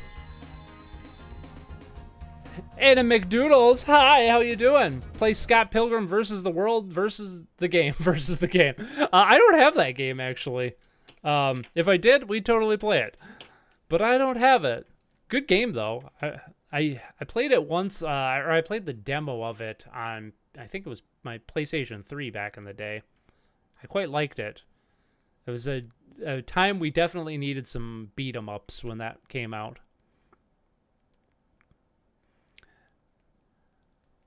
Let's see. Have you ever played Spyro: A Hero's Tale? I have.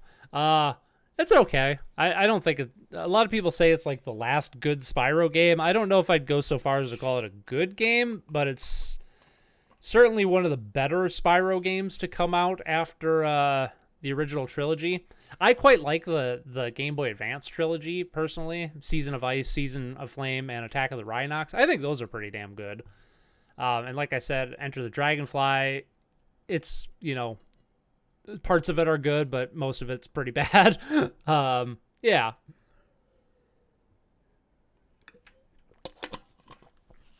If you get 5K, I'll gift it to you on Steam. Oh, that's very nice of you. Well, probably going to be waiting a while. I've been in the 4100 range on my channel for like 3 years now, so I don't think we're going to be hitting 5K anytime soon on the channel, but I appreciate the encouragement. Oh, yeah. Yeah, I did like, I spilled water on myself. Excuse me. New record. Try again? No. But yeah, Hero's Tale was fine. I guess I don't really have too many criticisms for it, other than it was just kind of boring, I felt. The levels where you played as, what's his name, the mole, were really bad. Spyro's levels were pretty boring, and that was about it. The story was really bad. Yeah, that game really didn't have anything interesting, in my opinion. It was just mediocre. This is kind of how I'd put A Hero's Tale. I know that game has its fans, but yeah, I didn't care for it. You're welcome, Noah. And speaking on controllers, can you describe a controller with a song with a song name, a lyric? A song name or a lyric. Describe a controller. I'm gonna have to think on that one. Let's go to Peacekeepers while I think on that one. I played this game, but I was like 4. Nice. Good game to play when you're young. Good game to play anytime. It's a good game. 3D platformers can have good boss fights. They just need to focus on the right things. The ones in A Hat in Time are challenging and emphasize spectacle above all else. Yeah. I do appreciate the spectacle in A Hat in Time's bosses, but I still don't think they're very good. Oh, well, I don't know. The fight with a conductor or DJ Grooves, depending on who you fight in that level, very good. That's not bad. And then the fight with Mustache Girl at the end of the game, I guess, was pretty good too. So, yeah, there's a couple. Of course, leave it to A Hat in Time to have, like, you know, some good bosses. Top tier 3D platformer, you know. You didn't like Spyro back in the day? My God. Hopefully that was just as I said earlier, the stupid kid brain that we all have when we're young. The stupid kid brain talking. Because there's definitely been games like that I played as a kid that I'm like, this game sucks, and then I play it later, I'm like, I was so wrong, this game's great. Hey, yeah, can you, like...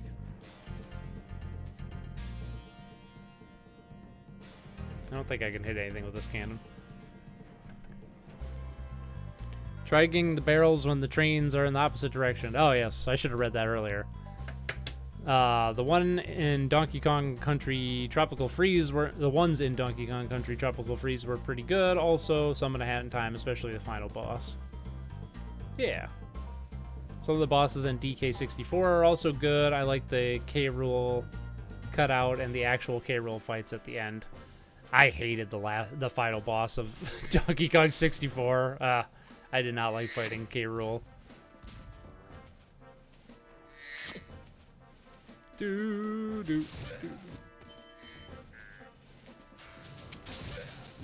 Yeah, I suppose. I mean, I don't know, maybe I just have too high of standards for like a good boss fight, but I kind of agree with Tanish that platformers, it's really hard to do good boss fights in platformers. I think leaning into the spectacle like A Hat in Time is probably the best way to do it. Honestly, because I don't know. It just doesn't seem like boss fights are really that one, I don't really think they're all that essential to a good boss, or to, you know, a good 3D platformer, or just a good platformer in general. But when your like main stuff is you know, running and jumping, it doesn't really give you a lot of options for creative boss design. So you can't really blame developers. And it certainly doesn't, you know, tarnish the games for the most part. But when I think of good boss fights, you know, I think action games, like Tanish was saying, or certain RPGs, mostly action RPGs, like the Souls games. I understand the boss fights in early 3D platformers sucks because it's a new dimension and they didn't know how to do so what works, and 2D isn't that good. Didn't know how to do what works in 2D as good in 3D. Yeah, definitely a learning area. Yeah, so something I've realized in recent years is I used to say, there's an adult joke for you in a kid's game. Oh my god, he's showing his polygonal ass. There's like, what, 4 polygons and a crack there? Jesus. I wonder how that looks on the remake. Did they actually like port that over? Or is it like, or is the remake too high fidelity now that they can't have a bare ass in a kid's game? Also, I hate calling, like, Spyro a kid's game, because it's not. It's like... That's like saying, like, well, I don't know. That's like saying Mario's just for kids. But it's not. It's for everybody, you know, all ages. It's an E for everyone game. Can I hit this from here? I think so. Yeah, action games do have better bosses. Castlevania and Contra games have a lot of great bosses. Yeah, they really do. Yeah, Symphony of the Night's got some really good bosses.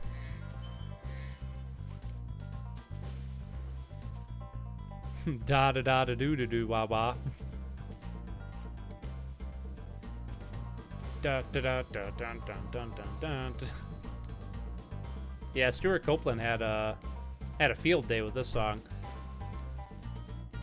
I really like his soundtracks for these games, but the first game is a little lacking compared to Spyro 2 and 3. Like, the soundtracks in those games is just on a whole other level compared to this one.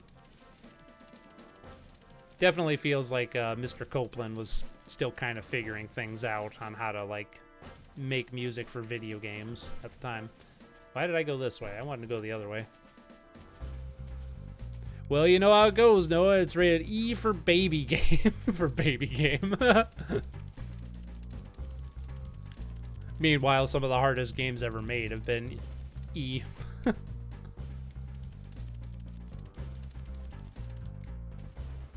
It's so strange to me, like, maybe this is just an American thing, but it kind of seems like nobody takes, like, ratings for any piece of media seriously. Or like parental guideline ratings. I'm gonna go to Dr. Shimp. Dr. Shimp. It just kind of like around here, it doesn't seem like anybody really pays that close attention to them. Maybe like, you know, a handful of parents do these days, but I don't know. I feel like with the internet, like, kids are exposed to so much crap that, like, you know, video games seem pretty tame. Even like the most violent video games on the market seem pretty tame by comparison to like the shit kids see on a daily basis on YouTube. And maybe not on YouTube, but, you know, on social media and on the news.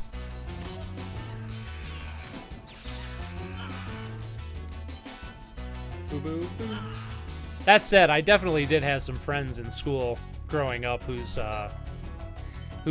parents were very much against them playing certain video games.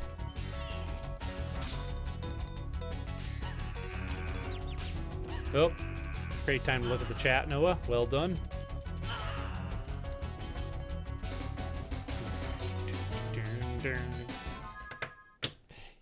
Oh, where's my water at? There it is.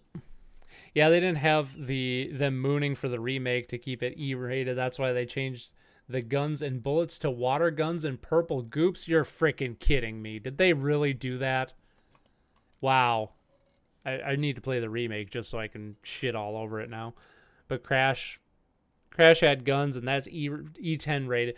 They really changed, like, the muskets? The freaking muskets those guys are using, and then got rid of the mooning. Of course they did.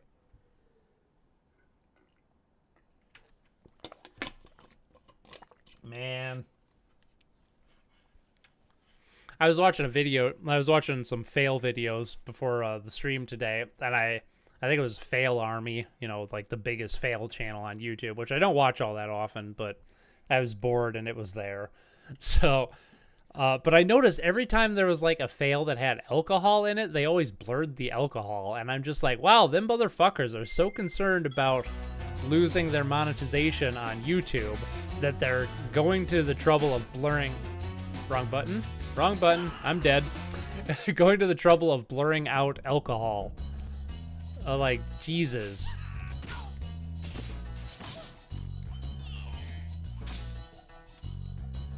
Hello, Neo. Noah, how you doing? Hey, Obi-Wan Golden Gamer, or Obi Golden Gamer, how you doing? I played Spyro in just two days ago. What a coincidence. Lol, nice. ESRB ratings are at least more accurate than movie ratings. Oh, this movie has more than one F-bomb. Rated R, stupid.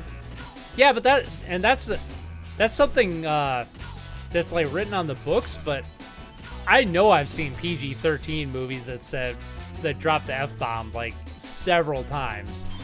You know, so you're absolutely right with game ratings being more accurate, because with movies, it kind of seems like, you know, it's whoever...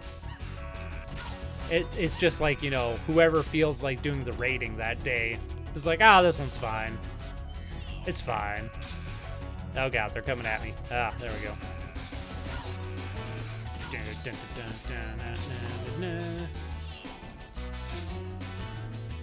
Yeah, what was his name? Jack something saying video games make... Jack Thompson, I think is his name. Yeah, saying video games make us violent. If only parents just noticed the big fat M on the games like GTA. Yeah. When the sad truth of the matter is, controversial opinion here, I suppose, video games don't make us violent. Humans, by their very nature, are violent. And we make violent media because of that, because we have morals and we have a brain, and there's this idea of, you know, getting rid of our violent tendencies in a safe and healthy medium, such as video games, or movies, or TV, or books, or whatever the case may be. You know, Aristotle called it a catharsis. The reason we like hearing stories about death and dismemberment and watching horror and stuff like that is because we have these dark feelings deep within our psyche, and we recognize as evolved beings that we need to... There's no way to avoid those dark feelings, but we can get rid of them in a healthy way, and, you know, creating art is the best way to do that. So anytime I hear somebody say, you know, X makes you violent, or this has been associated with violence, you know, it always seems to come from people that are very much deniers of what humans are like. Naturally, we are violent. That doesn't mean we have to act out our violent tendencies, but deep down inside, we're violent creatures. That's how we evolved. Of course we did, because every creature that, you know, is predatory by their evolution, like humans, This guy thinks he's is so violent. cool. Sorry, that's just that's just the truth of the matter. Doesn't mean we have to act on it. We shouldn't act on it, but that's who we are. And I think denying that aspect of humanity is only pushes those feelings down, and that's when they become a problem.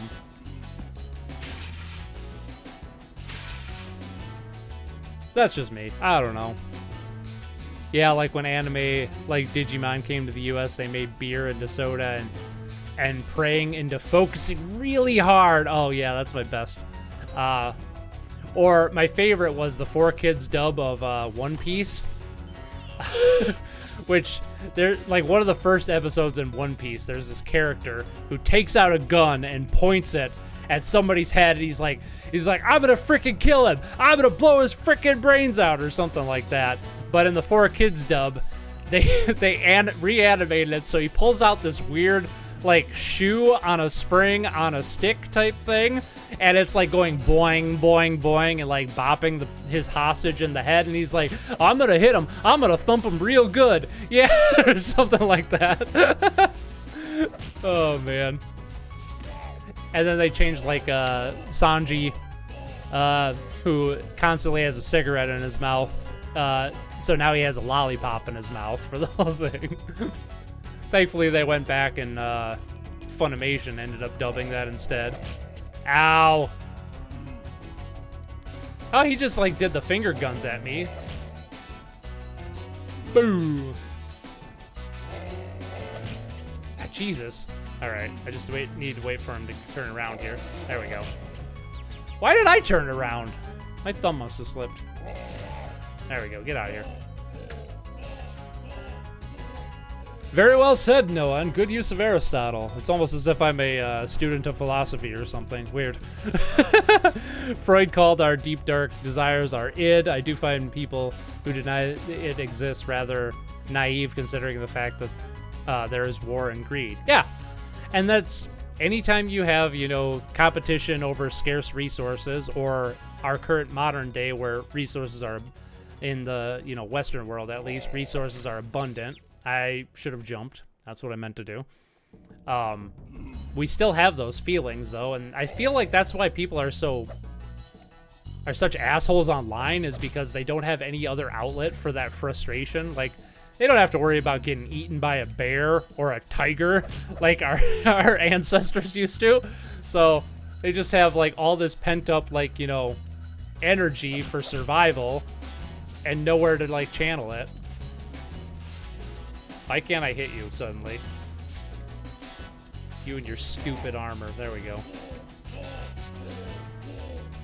What's your opinion about the Mario Brothers movie so far? I think I think I'm not gonna like it, but I think it's gonna be fine for other people.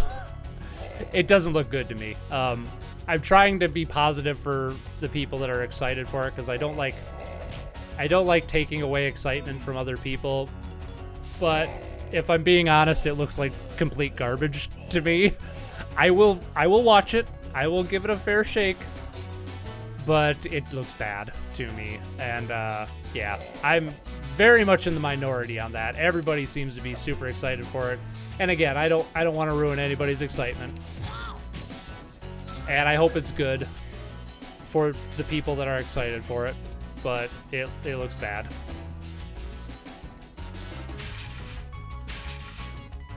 But then again, my definition of good and bad is different from most people, so again, subjective. It's all subjective at the end of the day.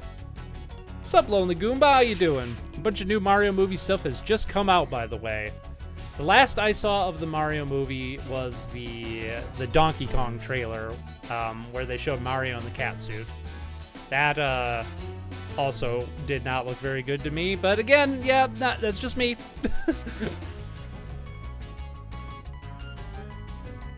Sup, Mark Nelson? I'm enjoying this stream of getting deep with video games. Yes, I was gonna bring up some Nietzsche there when we were talking about talking about man's violent nature, but Live Coil kind of beat me to the punch with Freud's idea of the id, which he very much stole from Nietzsche. Just throwing that out there. Well, actually, he stole it from shit, I can't think of his name. Oh, God. Carl Jung. He stole that idea from Carl Jung's idea of the shadow, and he stole that idea from Nietzsche's idea of will to power, so there's that. It's all theft at the end of the day. Did I get everything? I think I got everything. I got everything. Let's get out of here. What are you guys thinking? You want to keep playing Spyro, or should we hop to a different game? I'm up for whatever. I am quite enjoying Spyro and getting deep with Spyro, as they say.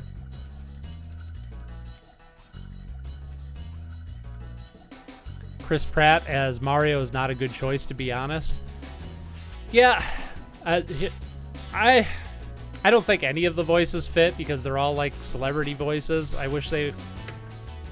I don't know. I shouldn't have expected anything more, but I hate the trend of, you know, we have to have all these like celebrity voices to do voice actor work. And I don't think there's really a problem with doing that if they're actually a good voice actor. But I don't feel like Chris Pratt is a good voice actor, and I don't feel like not Charlie. He played Charlie on Always Sunny in Philadelphia. I don't know his name. But I don't feel like he's a good voice actor. Jack Black, I think, is a good voice actor, but I don't think he fits Bowser really well. But they're clearly going for a different interpretation of Bowser, so I'll let that one pass. You know, that's fine. But yeah, I don't know. That's kind of my opinion on that. Like, I hate the idea of taking like voice acting work away from legit voice actors, people who that is their craft, that is, you know, what they do. Like, voice acting is such an underappreciated art form. It's not interchangeable. You can't just stick in a Hollywood actor and get the same result. So that's one of the reasons I think the Mario movie looks bad. Also, I don't know. The Illumination style of animation just looks corporate and cheap to me, and I don't jive with that kind of look. Do I want to do I don't want to do the Night Flight just yet. We might come back to the Night Flight. I think Chris is bad for Mario, to be honest. The others seem all right. Yeah, I don't know. Again, I'm trying to maintain a middle perspective, but I can't deny my gut reaction of how I feel about it, which is I don't like how it looks or sounds. Well, you're like the easiest egg thief to get. Want to try Gungrave again on hard? Maybe. Okay, we got one for keep playing Spyro. Kung Pao is a great movie made by... Wait, what? Made by Bob Odenkirk, who also produced Jimmy Neutron? What? Okay, I am learning so much about Bob Odenkirk right now. What the hell? Did he really, like, produce Kung Pao and Jimmy Neutron? I didn't freaking know that. That's great, man. As if I couldn't, as if I needed more reasons to love Bob Odenkirk. Jeez. Well done, Spyro. Well done, Keep up the Spyro. good work, and I know you'll fulfill your destiny. Destiny? I just want to kick some... Just toast those enemies and collect the treasure. Just do it. Chris is not even a big fan of Mario himself, so why would they choose him? A lot of people expecting it to be better than the Sonic movies. Yeah, well, and there's another thing. So, to be fair, even after Sonic's redesign, I didn't think the Sonic movie, the first one, I haven't seen the second one. I don't plan on seeing it, but anytime soon. But I didn't have high hopes for that movie either, and I saw it, and I thought it was pretty good. So it was a lot better than I was expecting. I'm hoping that's going to be the case with the Mario movie, is that it's going to be better than I think it's going to be. So that's just me. He also produced Cowboys and Aliens. I never saw Cowboys and Aliens, but I did watch Kung Pao back in the day, and I loved Kung Pao. It's so stupid, but it's a great movie. I need gopher chucks. Wah! So stupid. I love it. Cowboys versus aliens, right? Yeah. I know that's got a bit of a cult following from what I've seen. Wait, oops, it was Steve Odenkirk, not Bob. Ah, you got me, Live Coil. I was gonna say, damn, man. And see, now you just cut down on my love of Bob Odenkirk, because here I was thinking he was cooler than he actually is. I'm just kidding. Bob's great. He's... I didn't do this one, did I? No, I didn't. To be honest, I was disappointed in Sonic 2. I liked the first movie more, even though the second movie had way more fan service. Yeah, that was kind of what's keeping me from watching it, one, because I don't know. I don't... The first one, as I've said before, was kind of an event, and it was special, but then now... excuse me.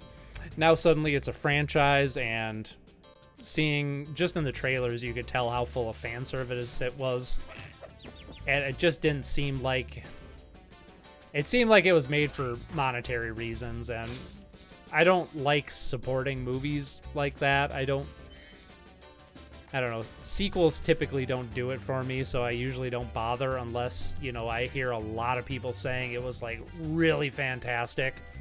And I've heard a pretty mediocre, or not mediocre, pretty lukewarm response from the Sonic movie. I've heard a lot of people say it's good, and a lot of people say it's mediocre. But I've heard nobody say that it was, like, you know, as good as the first one. Well, maybe I have heard a few people, but I don't know. And honestly, the first Sonic movie wasn't even all that good. It was just... The bar was so low for video game movies that it seemed a lot better than it actually is. Like, it's the kind of movie that I should not like, but because it was so well done and because, you know, we hadn't really had any good video game movies up until that point, it just... I don't know. It was a special moment, but this Sonic movie sequel just didn't seem like anything I'd be into, so I just haven't wasted my time on it. However, that Puss in Boots movie, I gotta watch that, because I keep hearing great things about that. So there's an example. Because I hate the Shrek movies, except the first two. And my understanding is this is like a complete retcon of the character or something. It's a different universe or something. I don't even care. The movie looks great, so we'll do that. With your horns. Charging with your horns.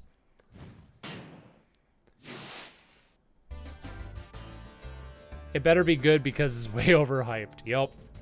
But Steve did direct and star Kung Pao, and he did produce the Thumb movies and the Thumb movies. What's the Thumb movies? And Jimmy Neutron. I said it before, but my friend and I are dumber for watching Kung Pao. Still love it. Yeah.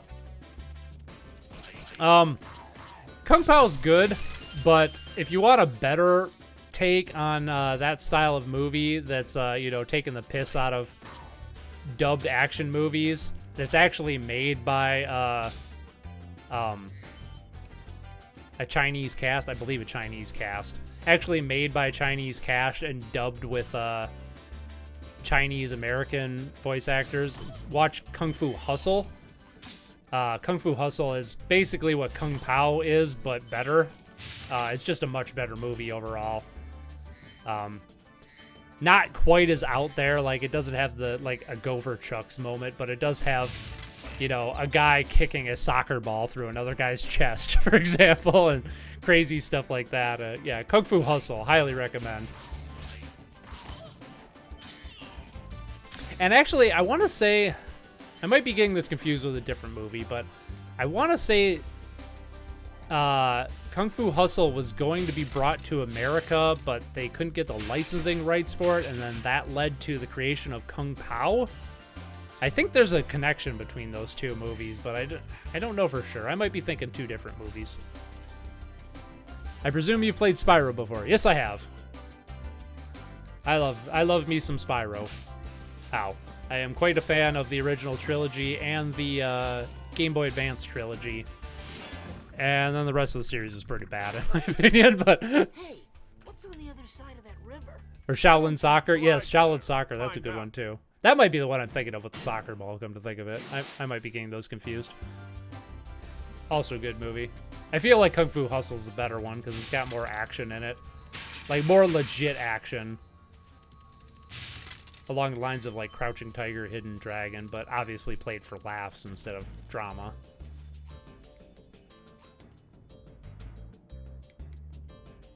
Sonic 2 was the dumbest movie I've ever seen, but it was okay. The worst part was all the human characters except Jim Carrey. Chris Pratt is also bad as Mario. We need Charles Martinet. Woohoo! Yes. Yeah, I know. Like, why didn't they use Charles? He's such a good voice actor. Why did I do that? I'm such a bad gamer.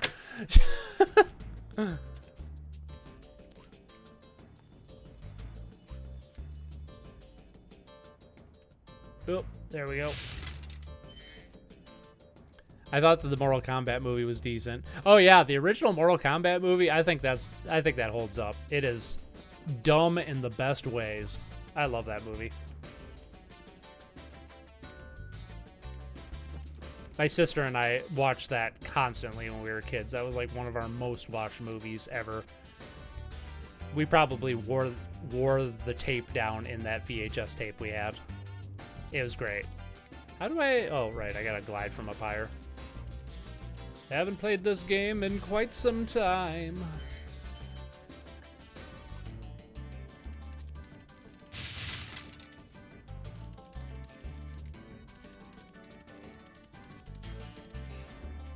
Did you know one of the original ideas for the Sonic movie would have had him in the real world from a Sega Saturn game, and a later one would have had a human teenager turned into Sonic? Oh, God. I kind of like the Sega Saturn idea where like he's a character from a Sega Saturn game. That's not a bad idea. A teenager turning into Sonic is the worst idea I have ever fucking heard in my entire life. So glad they didn't go with that. I wish they would have just, like... They didn't have to do it in the human world, right? They could have just had Jim Carrey in, like, a fantasy world, and he could have been the only human character, and it would have been great. Like, I feel like that's what held back the first movie was, Alright, I gotta light this thing to blow up that chest up there. I remember now. And I also fucked up that jump again. Hooray! The French dub seemed to inspire himself a lot from the actual Mario voice, which is why I will most likely watch the movie in French.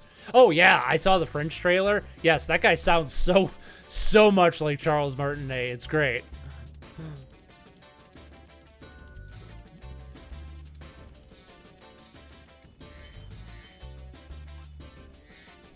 Yeah, that might be the way to do it, but yeah, I don't know why most companies couldn't make a good Spyro game after the trilogy. It seems like an easy win. I can't get this thing. Why can't I get this thing? It seems like an easy win, but yeah, everybody struggled with it. I think it's just like Universal Interactive had no idea what to do with the series after Insomniac left, because, I don't know. And kudos to Insomniac for stepping aside, rather than trying to maintain a franchise that they had. I think camera, thank you. I think was it Mark Cerny? No, he works for Sony. One of the higher ups at Insomniac said, like, they did everything that they could do with Spyro, and they wanted to move on to, I forgot how to... Do I just need to, like, jump and glide way the hell over here? Is that what I need to do? Yes. Okay. So kudos to them to, like, deciding to move on to Ratchet and Clank, and try something new rather than just, like, shitting out Spyro games over and over. But as I was saying earlier in the stream, part of me really wishes they would have just stuck with Spyro because, yeah. But I mean, then we wouldn't have got Ratchet and Clank, and Ratchet and Clank's great, so. There's the dragon. You've reached the highest point in Clifftown. You can get to almost anywhere. All of the post-trilogy Spyro games are terrible, in my opinion. You should play the Game Boy Advance ones. I think they're pretty good. They're different. Season of Ice is a little rough, but Season of Flame and Attack of the Rhinox are really good games. They're kind of they're isometric. I keep like throwing like a long A in my words tonight. They're isometric platforming collectathons, but I think it works quite well for the most part. There's some mini games that play a little rough because of the perspective, but overall they're really good.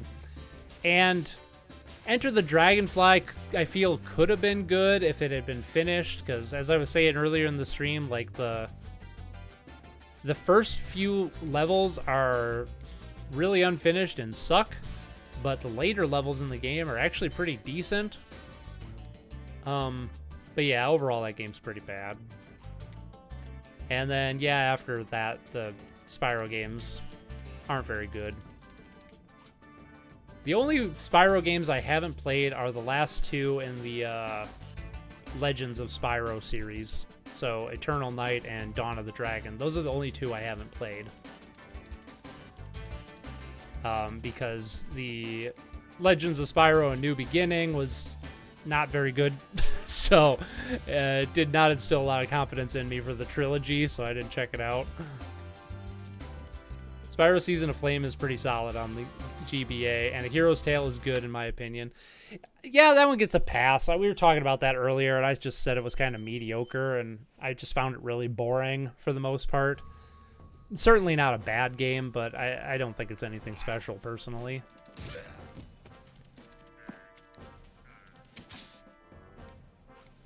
Or then there's the worst Spyro game, which is Spyro Orange on the Game Boy Advance. That is by far the worst Spyro game, in my opinion. Did I get everything in the hub world here? Yes. Okay. Let's go to the ice level.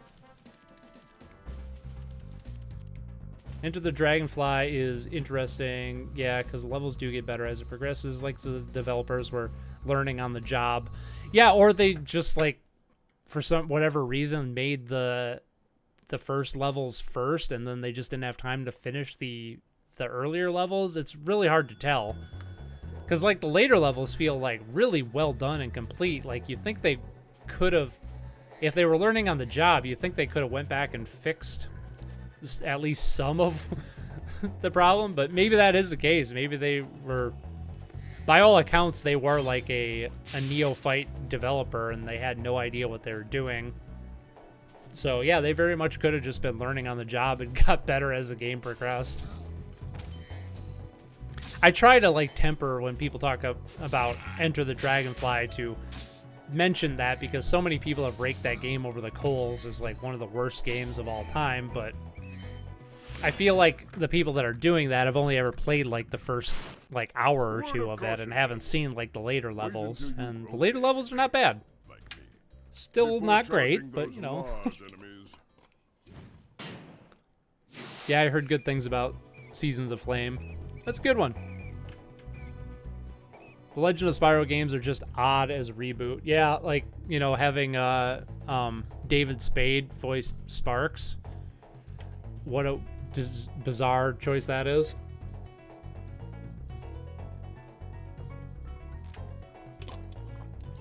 I guess Elijah Wood's voice kind of fits the character. I don't know why they didn't just, you know, have Tom Kenny do it again, because, like, you know, he's clearly the definitive Spyro voice. I don't know. I think it was just that there's another example of, you know, celebrity voice actors or celebrities in place of real voice actors again, even in video games. Which I guess that was kind of like the era that was starting to become common in, because it was only like a year or two after that Fallout 3 came out, and like Liam Neeson was in, like, voiced your dad in Fallout 3.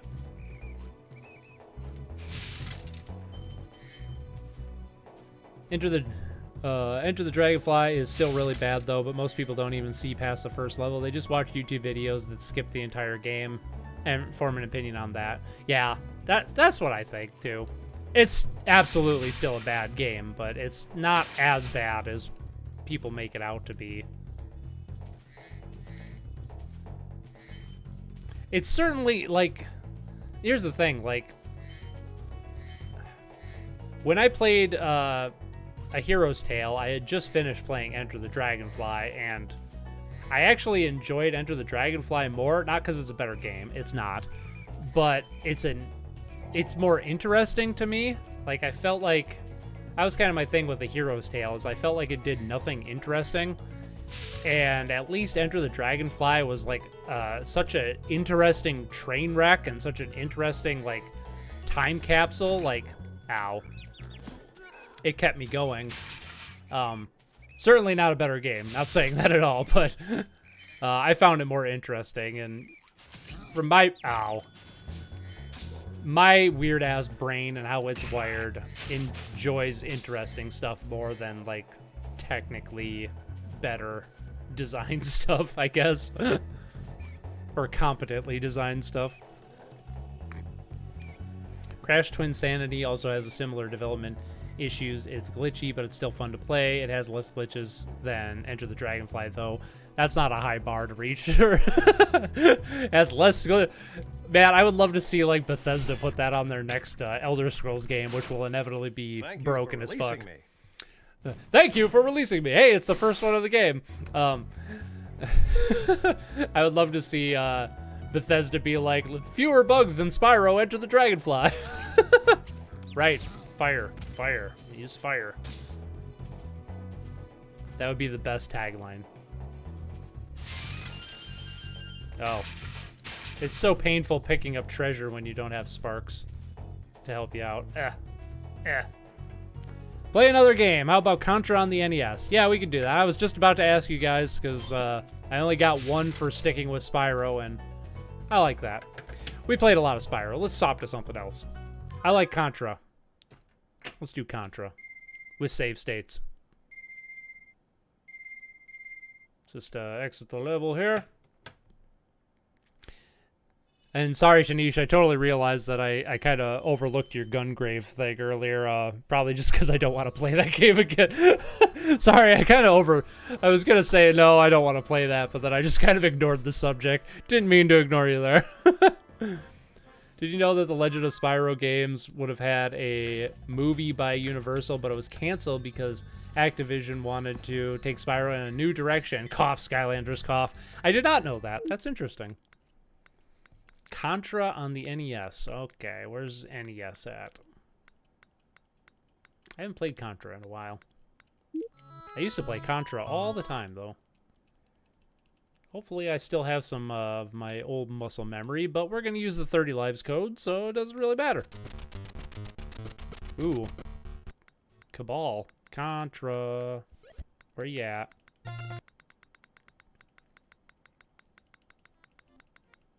Wow, we played Spyro for a long time. Holy crap. Dang. Nah, it's fair. Maybe next time we'll try hard mode on Gungrave. Dun, dun, dun.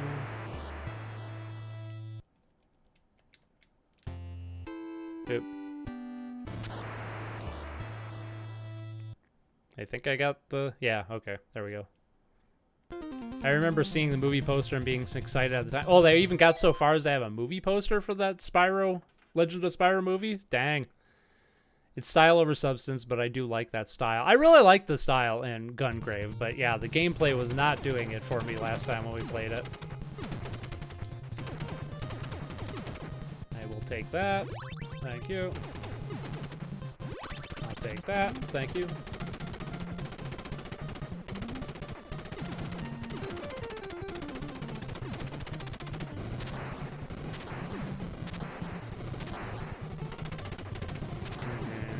Ah, classic NES. Oh, I didn't want to do that. I wanted that spreader up there. Damn it. Nope, too late. Messed it up. Oh, well.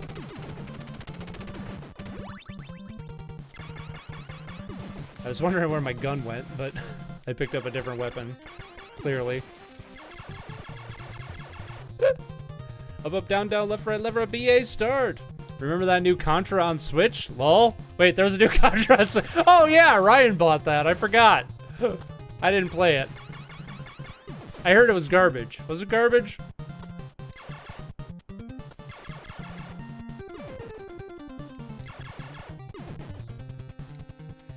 Get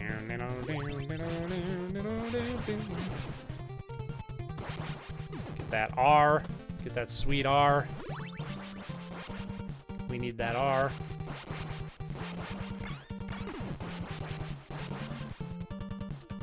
What the heck was that about? Why not?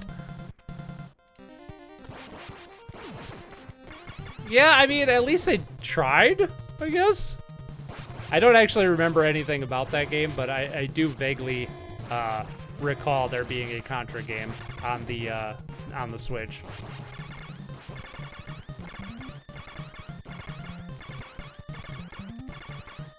It was bizarrely bad. Okay, that sounds about right. Remember when Contra 4 on DS was a big deal? Mega Man 9 and the Bionic Commando reboot? Man, 2008 is like ancient history. That was the year I graduated. Yes, talk about it, ancient history. I don't think I ever played Contra 4.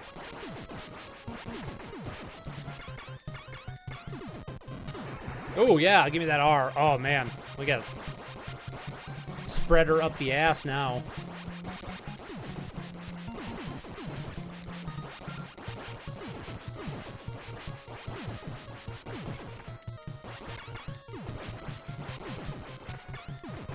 Don't grab the machine gun, I don't want it.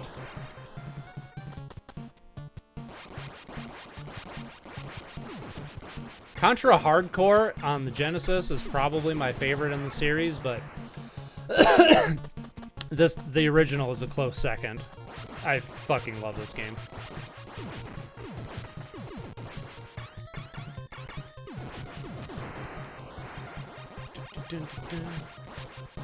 Oh yes, I was thinking about what song or lyrics would I describe a controller with? All I'm gonna have are Ween lyrics because Ween's like all I listen to, or Ween song. Let's go with the N64 controller. I'm gonna describe as Mutilated Lips by Ween. Because it's a weird controller that just looks weird.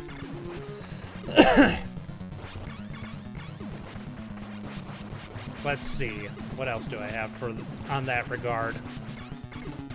Ah, crap. And now I got the pea shooter again. How about, let's think of like the NES controller. What do we got? Hip to be Square by Huey Lewis and the News. It's hip to be square. Probably not going to find lyrics out of me because I'm not very good at recalling lyrics, but song titles. We could do song titles. I gotta get a drink here. I can feel my throat spasming again. Hey, what's up, Funky Arts? How you doing? Contra. I played through it with save states on the Contra collection because I don't want to waste my time. Well, nice. Remember when they referenced the Contra code in Wreck-It Ralph? Remember when they referenced the Contra code in anything?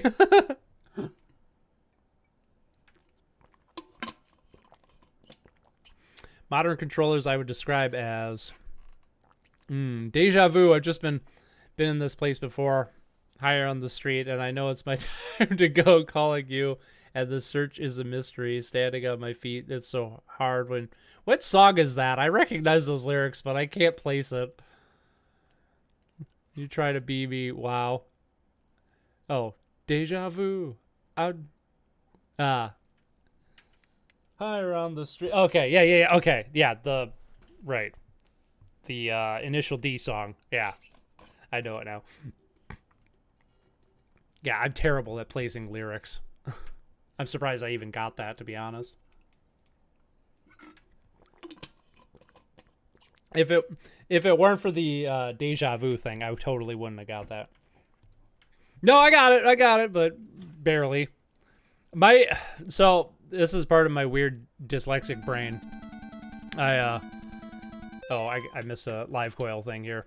Contra 3 Alien Wars is fun, but had a hard as but as hard as diamond nails. Dan and I never got too far. BS in that, and Super C, the Konami code only gives you 10 lives instead of 30. Yep, absolutely. What would be the Nickelback or Creed equivalent of controller? Ooh, that's a good one. Well, the Philips CDI's controller is absolute dog shit. At least both of them are. Both the gamepad and the weird remote thing, but that's kind of cheating because nobody plays that thing. Oh, my down didn't work. I was hitting the down button. I swear it. I don't know, a lot of people like the Xbox controller, but I never liked them, personally. I wouldn't go so far as to say they're, like Nickelback or Creed, though. They're not that bad, but... But yeah, what I was saying before, like, I don't know, when it comes to lyrics, that's like part of my dyslexic brain is I don't hear lyrics when I listen to music, usually. They don't stick out to me. Like, I have to hear a song probably a dozen times before the lyrics start to make sense to me. Like, I know people who, like, they can hear a song one time and they can sing it afterwards. Like, they just hear the lyrics. Like, my friend Matt, he picks out lyrics, like, perfectly, like, all the time. And, like, he'll be showing me songs that he really likes because he's, like, way into music. Ah, damn it. Way more than I am. He'll be showing me songs all the time. And he'll be like, oh, isn't it really cool what they said right there? I'm like, yeah, it's great. It was really cool. It was really fun wordplay that I completely went over my head. So yeah, when I was reading the lyrics to the Initial D song, like, it just, I don't know, it was not standing out to me as anything. Again, if it hadn't had the word deja vu in it, I don't think I would have been able to place the rest of the lyrics at all.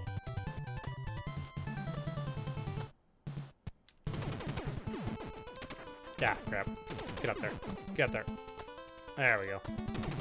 That's stupid pea shooter. I described modern controllers with Initial D because of drifting. Oh! Yeah, I didn't get that. That's a good one.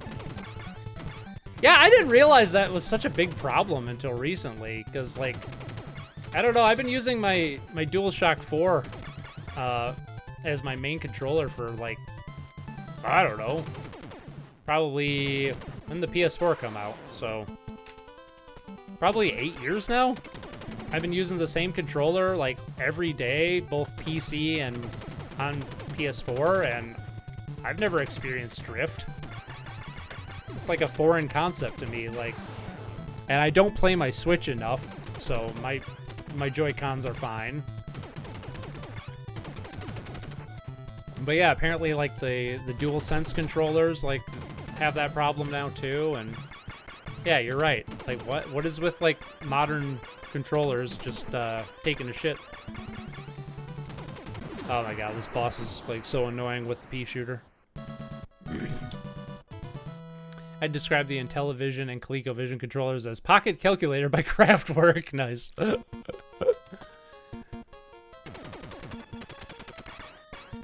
Yeah, crap. In fact, what would be the Miley Cyrus controller be? I don't know, I suppose that depends on if you like Miley Cyrus or not. I have, like, no opinion on Miley Cyrus. Bad? I guess? I mean, it's not my kind of music, but...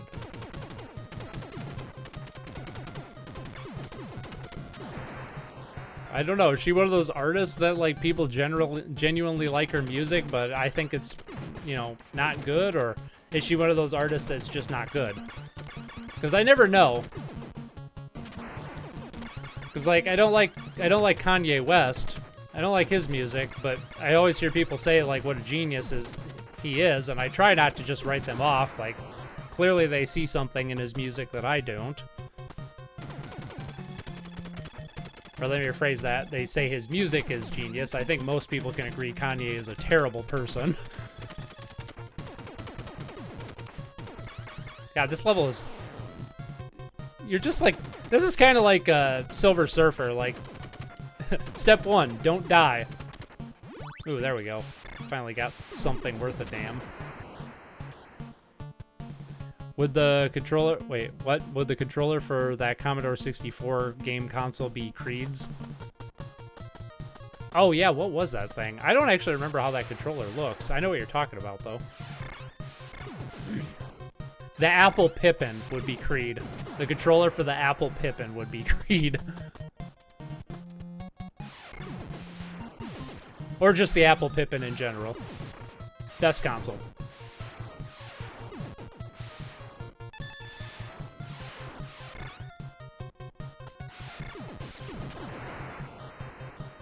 Had to go to the restroom. Did you catch my message? Which one? Oh, I just wanted to check in on you guys for today. Gonna enjoy the time before my day is over. See y'all. I did miss it. I don't know why I always overlook your messages, Fungi. Sorry. Maybe it's just like your light blue icon. It just my brain doesn't catch it for some reason.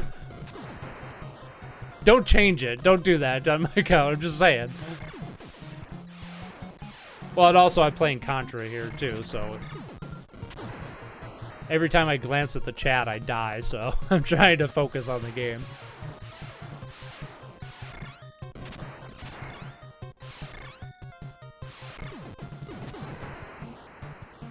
I would describe the ring con with the song Pain Caused by Body Hurts, or I just need to exercise more. I just need to excessive more. I think you mean exercise right there.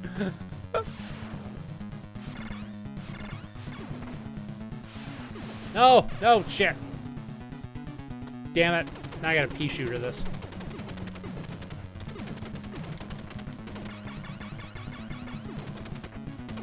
Oh, good old Contra.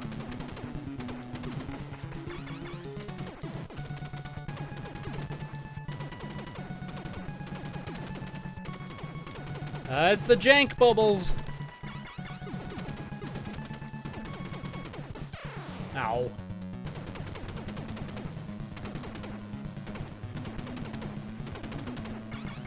You know, I suppose I could use the turbo button. Do I have a turbo? Oh, I have a turbo button. Yeah, let's do that. I got nothing to prove. I'm willing to bet I'm far from the only one to have ever used a turbo button in Contra.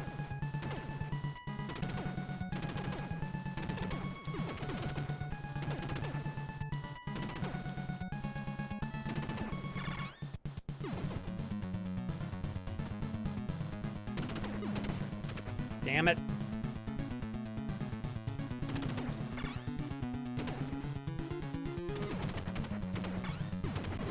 There we go. Don't you just love autocorrect? Yeah, isn't it great? I know. Autocorrect and spell check are, I guess there is technically a difference, but yeah. Autocorrect and spell check are another thing that don't jive with my dyslexia. That's why whenever I'm writing anything, I have to disable both of them, because otherwise it just distracts me and I can't write anything. Like, I'll go back and fix it later, but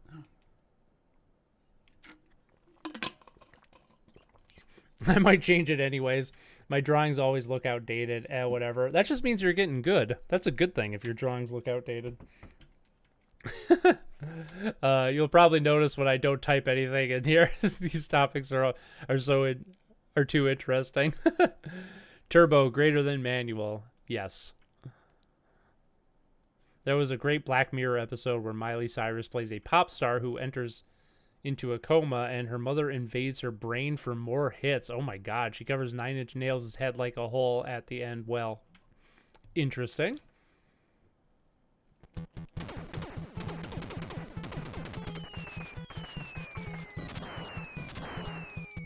Yeah, I've never seen Black Mirror. I already have the Twilight Zone, the original Twilight Zone. That's the anthology series. I don't need any more anthology series after that. Oh god.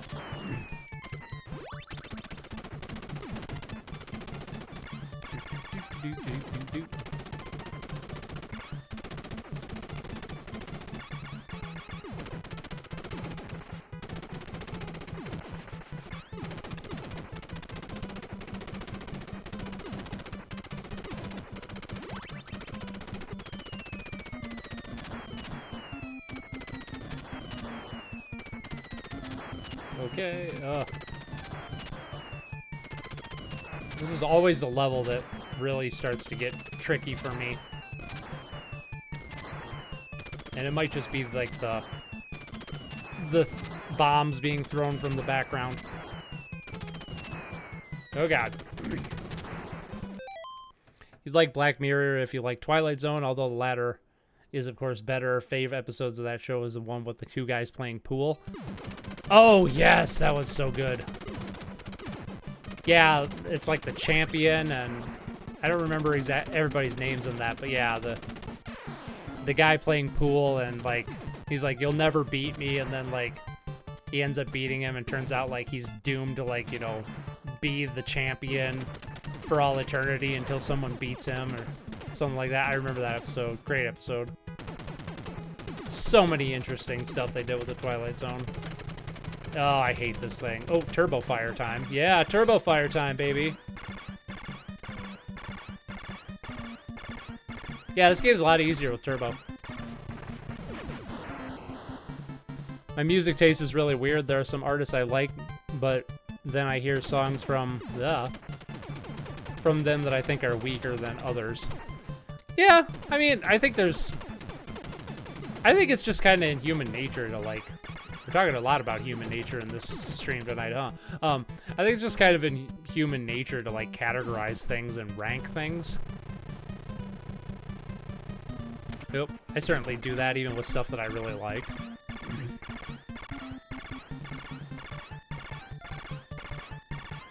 Except Ween. All of Ween's songs are great. You have to have a weird taste, though. So maybe you like Ween. I will recommend.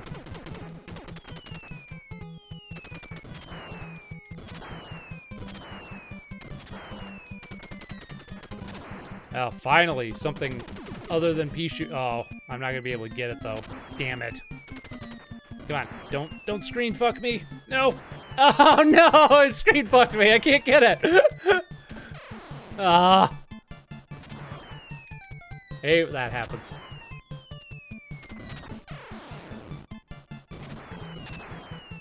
Oh god, I messed up, I messed up!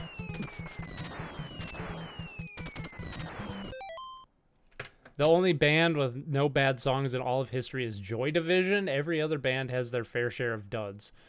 Joy Division, huh? I don't think I could name a single Joy Division song. And also, not true, Ween. Ween has no duds. They are all bangers. You might not understand them, but they're all bangers.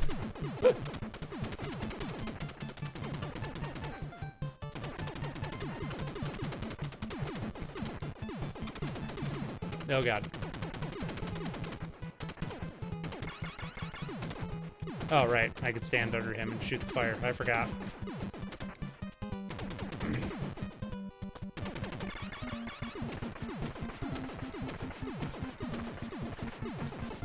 Shit. No, I can't take the L. Nice. Their biggest hit is Level Tear Us Apart. Haha, I like Ween too. You should. I can see why there would be some Ween songs that people don't like, though. Like, Poop Ship Destroyer is not a song for everyone, I will admit. Flies on My Dick is not a song for everyone, I will admit. But, you know, it's for the people in the know.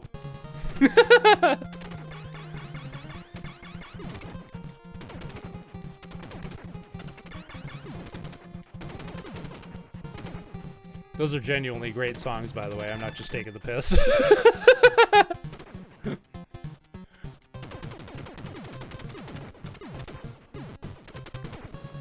Oh god, I hate this spot. There's another moment where I can't take the L. Yep.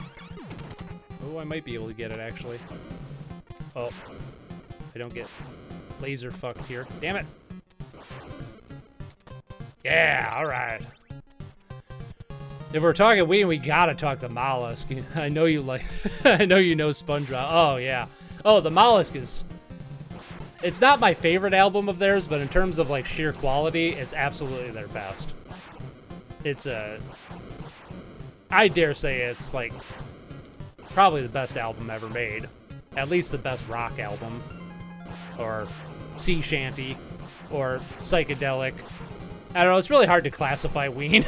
They do every genre and everything they do, which is why I love them.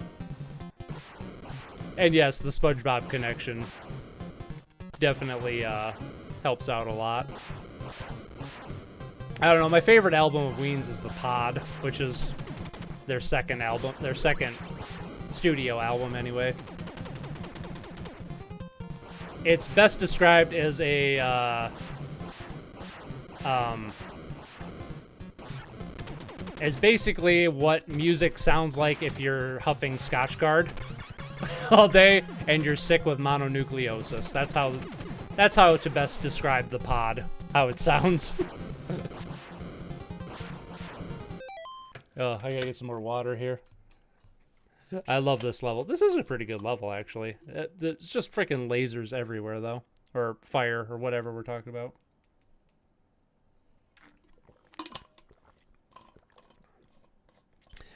I'm not, like, saying particularly bad, but they're like, okay, I see the production value of some songs or don't mind them, but the ones that are emotional for me truly hit me. Yeah, so that's a thing that...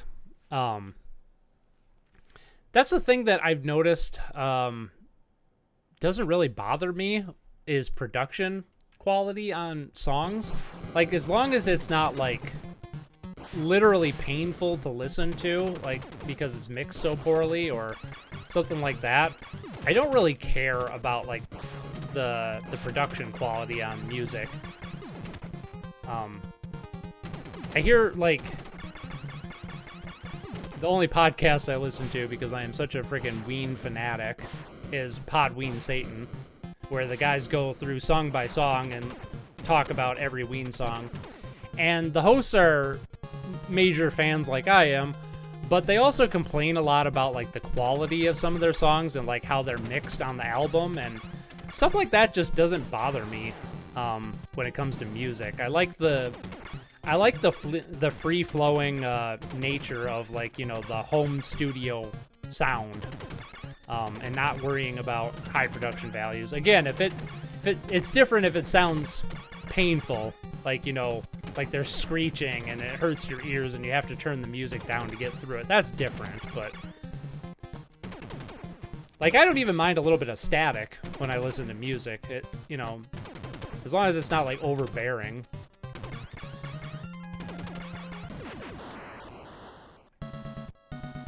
I remember first discovering you in 2017 from your ukulele review and seeing your Sonic retrospective videos. I wanted to make my own Sonic fan game called Sonic Beyond, but it didn't work out well. Nice. Well, if you ever do get around to making it, I would love to play it, because that would be really cool. Yep, that's how everybody found me, either ukulele or Sonic. A few people with my Spyro videos, they did alright. But it was mostly ukulele and Sonic, I think.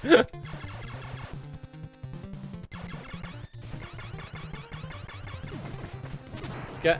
Oh yeah, I love Kraftwerk. Kraftwerk's great. I can't think of any of their songs off the top of my head, but... Yeah, also, I think Live Coil mentioned a Kraftwerk song earlier in the stream, didn't you? I don't know. I have divided attention when I play Contra. I think you did, though. Yeah, they got a lot of interesting stuff.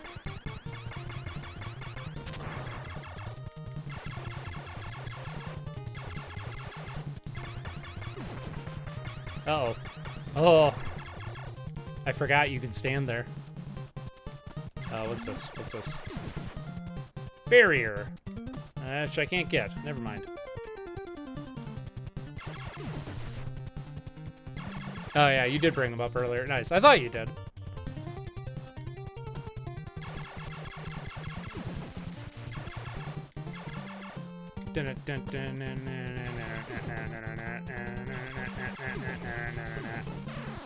What? What killed me? I must have ran into the back of a bullet or something. Oh, I'll take that M if I can get over there without dying. There we go. To be fair, your ukulele review is great. Oh, thank you. You very cogently argue how disrespectful it is to lovers of classic 3D platformers. I thought so too. I also pissed a lot of people off with that review, but I think that was just kind of the nature of, I guess, the zeitgeist surrounding ukulele at the time. You either loved it or you hated it. Ah, crap.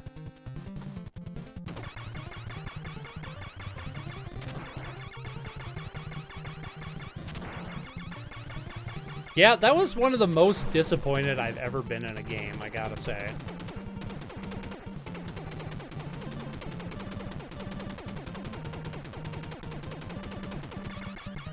Such a great spot here. I mean, it's not really all that bad, but I remember that section throwing me for a loop on more than one occasion. Damn it. Why didn't they just make 30 lives the default for this game? I don't understand. Like, how could they, funny, I was talking about lives when, at the exact moment I got one. Interesting. Like, even if you're really good at this game, like, it shouldn't matter how many lives you have, but I don't know. Was it like 3 lives and like 3 continues is what you normally get in this game or something? Oh, I can't destroy. Oh, shit. Love that turbo.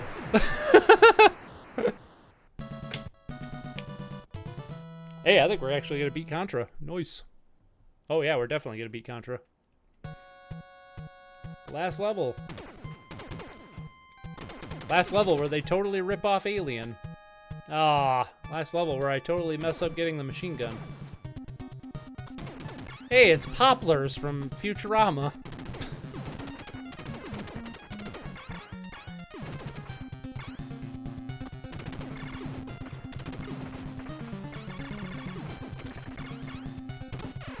Shit.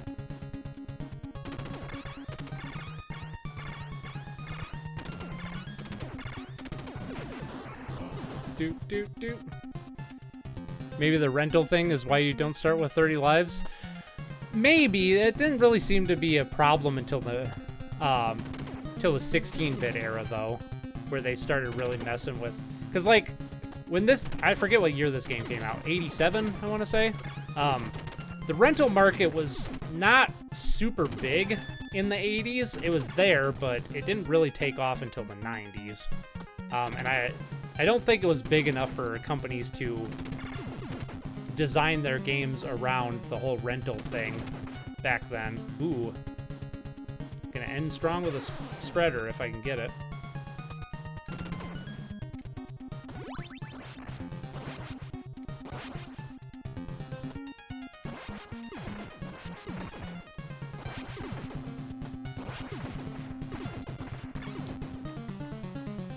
But yeah, it could be. I don't know. It's certainly a late 80s game, so that might have something to do with it. Ah. Should've just kept running. Ah. Should've just kept running. We're just gonna use up all my lives at the end. Why not?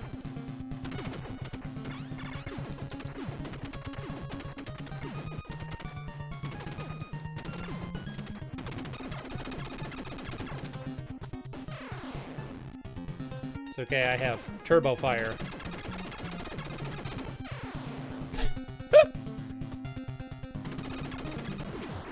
There we go. I almost had to replay the game, or replay the level again. I did it in 30 lives, hell yeah. First video was 3D Blast for me. It was really well made, and it wasn't a video that simply just points out negative stuff about the game. Thank you. It was more in-depth, and that's what I liked about it. Oh, thank you. Yeah, I want to do more stuff like that, but in my current style. Congratulations, you've destroyed the vile Red Falcon and saved the universe. Consider yourself a hero, because no one else will. Yeah, 3 lives and 3 continues is pretty rough. On my best run, there's some glitchy ass shit going on there. What the hell?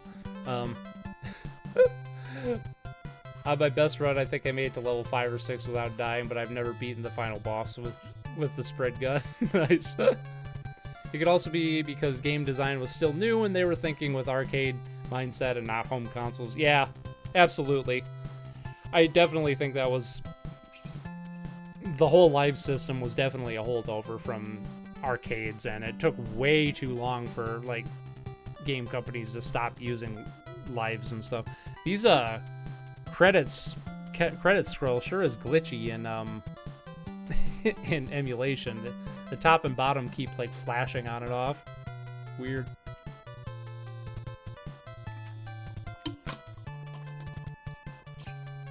Have you ever played Beyond Good and Evil? Yes, I have. I love Beyond Good and Evil. That was a great game.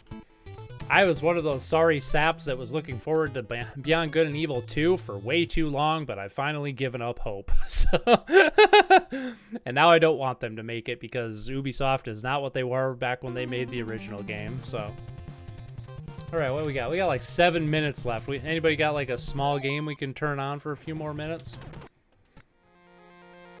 Otherwise, I'll just do some randomness here. Ooh, what do we got on the PC Engine? Nah, I don't want to play baseball. Ooh, a Twin B game? Sure, let's play a Twin B game. Colin's not here today. He'd be all over this. He likes PC Engine games. Another Konami game. What are the chances of that?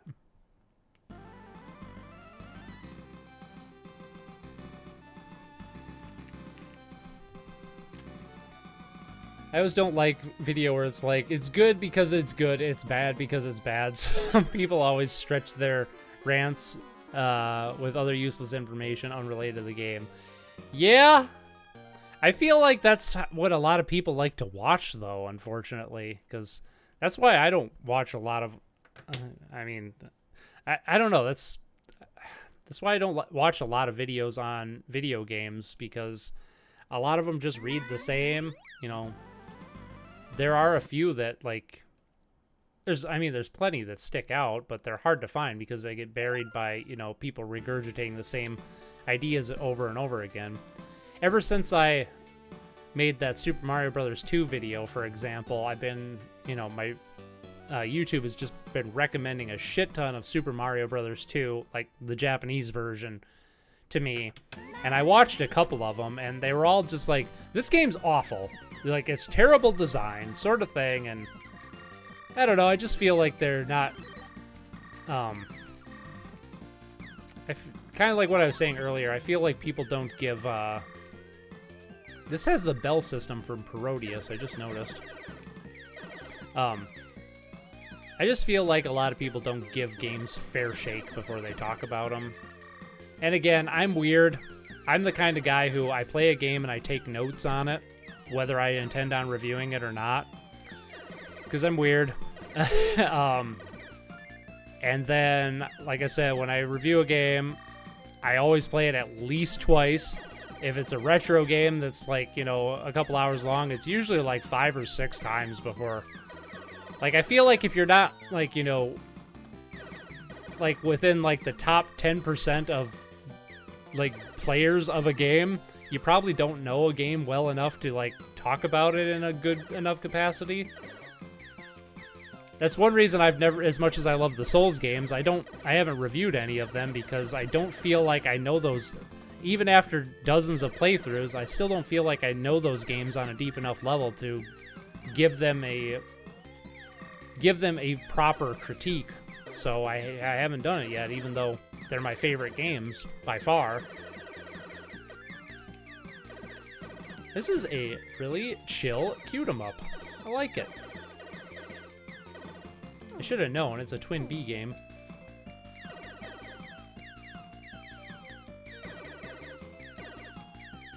Got little raspberry ships and little turnip ships coming after me.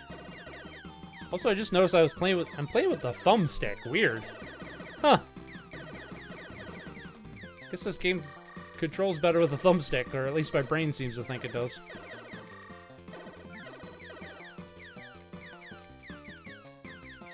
Is that a muffin? Nope, it's a mushroom shooting spores at me. Okay. I thought it was a muffin in a trolley car. Are we going to play Beyond Good and Evil next stream? We can. HD remaster or PS2 emulation. I don't know. I'll get one or both of them going. We'll find out. I don't think I've ever played the HD remaster.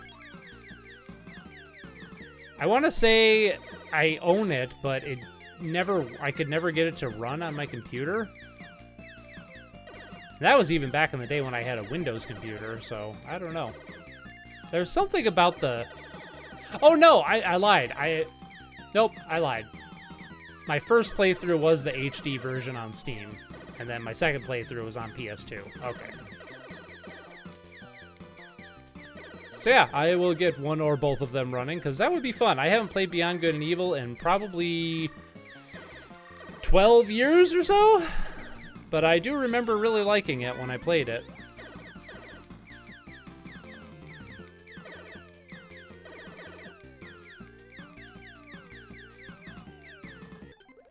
When they said 2 was going to be as big as a galaxy, I didn't know what they were doing. Oh, I know. And the fact that they, like, you know, tried to take, like, a great single-player game and turn it into, like, a sort of MMO, but not really an MMO sort of thing, and kind of hemming and hawing, and Beyond Good and Evil 2 is never coming out. We all know it at this point. Honestly, I think, so, Ubisoft has that one game that they've been promising forever called Skull and Bones, which is, like, you know, marketed as, like, you know, the, like all the ship levels and sailing levels from Assassin's Creed, Black Flag. And that game's been out forever. I have a feeling that that's what Beyond Good and Evil 2 was, and that somewhere along development they transitioned it into Skull and Bones. Because that was, I don't know, the stuff they described for the Skull and Bones game is very similar to what they described Beyond Good and Evil 2 as. And again, they shouldn't even call it Beyond Good and Evil 2. They, like, come on.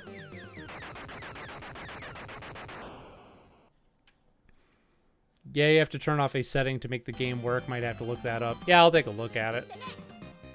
The Twin Bee! Hey, this is a pretty fun game. I'm gonna do one more level of this before I end the stream here.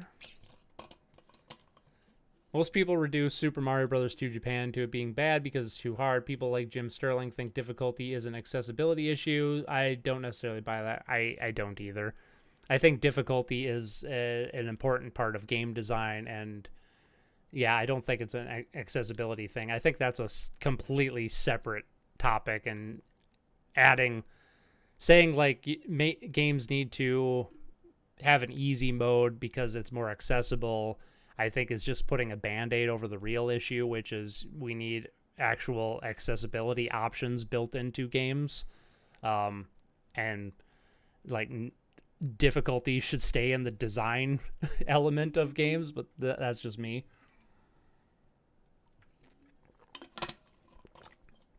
Just because the game is hard doesn't mean it's bad. Ghosts and Goblins is very hard, but you keep your knife every time you die, and you have infinite continues. Yeah. Yeah, and, you know, it's the kind of game it's an arcade game. It's designed for you to learn and grow and get better the more you play it. It's not going to be... To expect to play a game like that and, like, beat it your first time through is misunderstanding what kind of game it is. You're supposed to... You know, you're supposed to suck at it when you play it. And then you're supposed to get better with time. You know, that's why I always laugh when people say, like, oh, Dark Souls is hard, because, yes, it is the first time you play it, but subsequent playthroughs, it's pretty easy. Like, it just comes down to, like, a learning curve. Once you learn how to play the game, it's a cakewalk. Even Sekiro, which is by far the hardest game in the series, is a cakewalk once you learn how to play it. But the reason it's difficult is because there's nothing else like it. And that's not a, I don't know, that's not an accessibility thing, because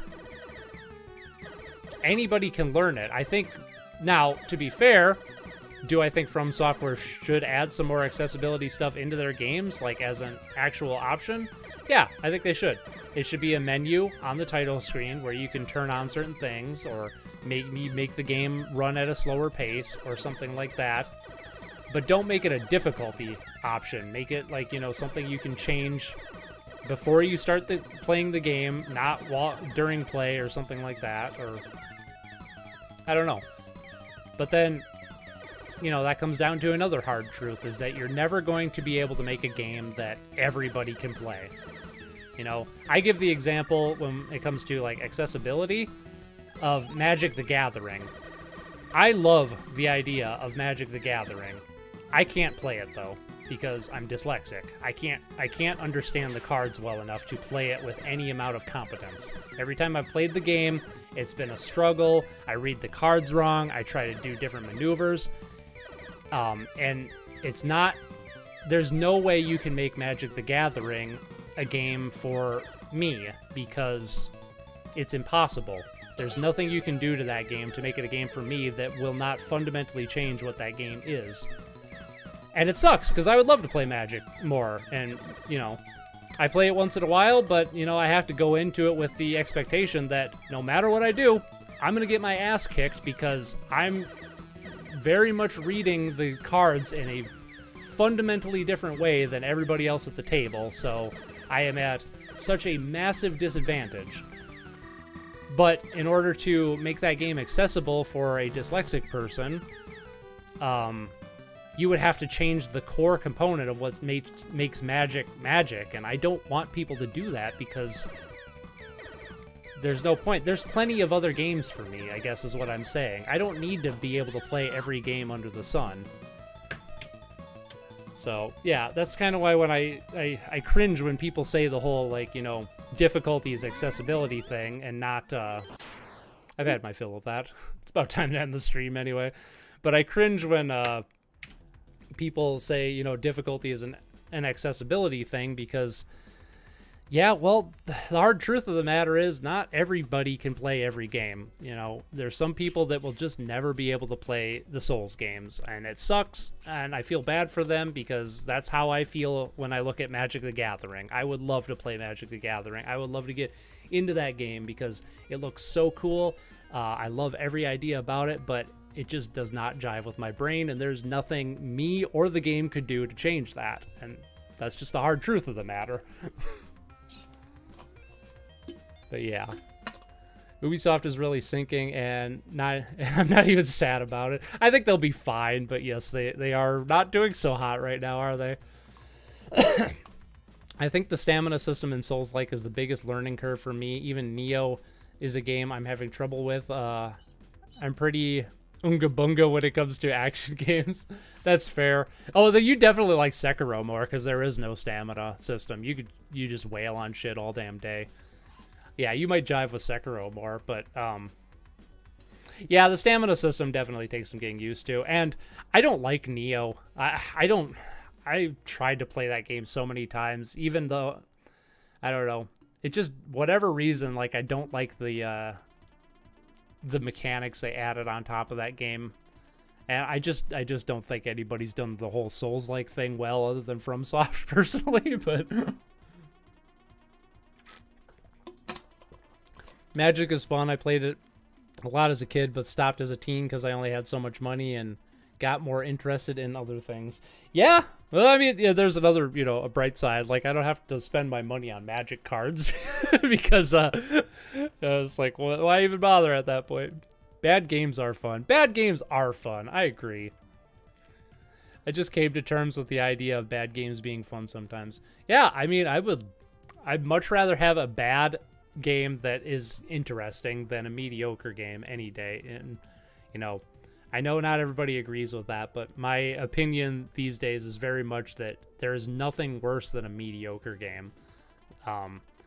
That's why I defend Bubsy 3D, because it's a trash fire of a game, but it is so interesting because of its trash fireness. I would much rather play that than like any Assassin's Creed game post like Brotherhood. Well, yeah, not even Brotherhood. Yeah, post Brotherhood. Brotherhood was the last good Assassin's Creed game. That's right. Yeah. And yeah, there's just something fun about turning on a crappy game every once in a while, or a crappy movie for that regard, or in that regard. So yeah, we didn't actually play all that many games on stream today, did we? We just kind of played Spyro for the most of the time, but that's okay. We still had a good time. Well, I kind of hit the wall and I got really tired, so I'm gonna go take a shower and put my pajamas on and probably play some more Sekiro, because yeah, we've been talking about Souls games, and I want to play some more of them. So there's like a joke game made on Game Maker, and I really enjoy it. There's a joke game made on Game Maker. There's probably a lot of joke games made on Game Maker. Oh yeah.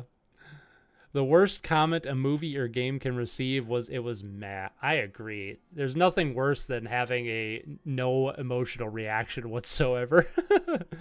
Oh, yeah. Fun times as always. Thanks again. See ya. All right. Bye, everybody. I really appreciate you coming out and hanging with me. Good times as always, and I'll see you next week. Okay, bye.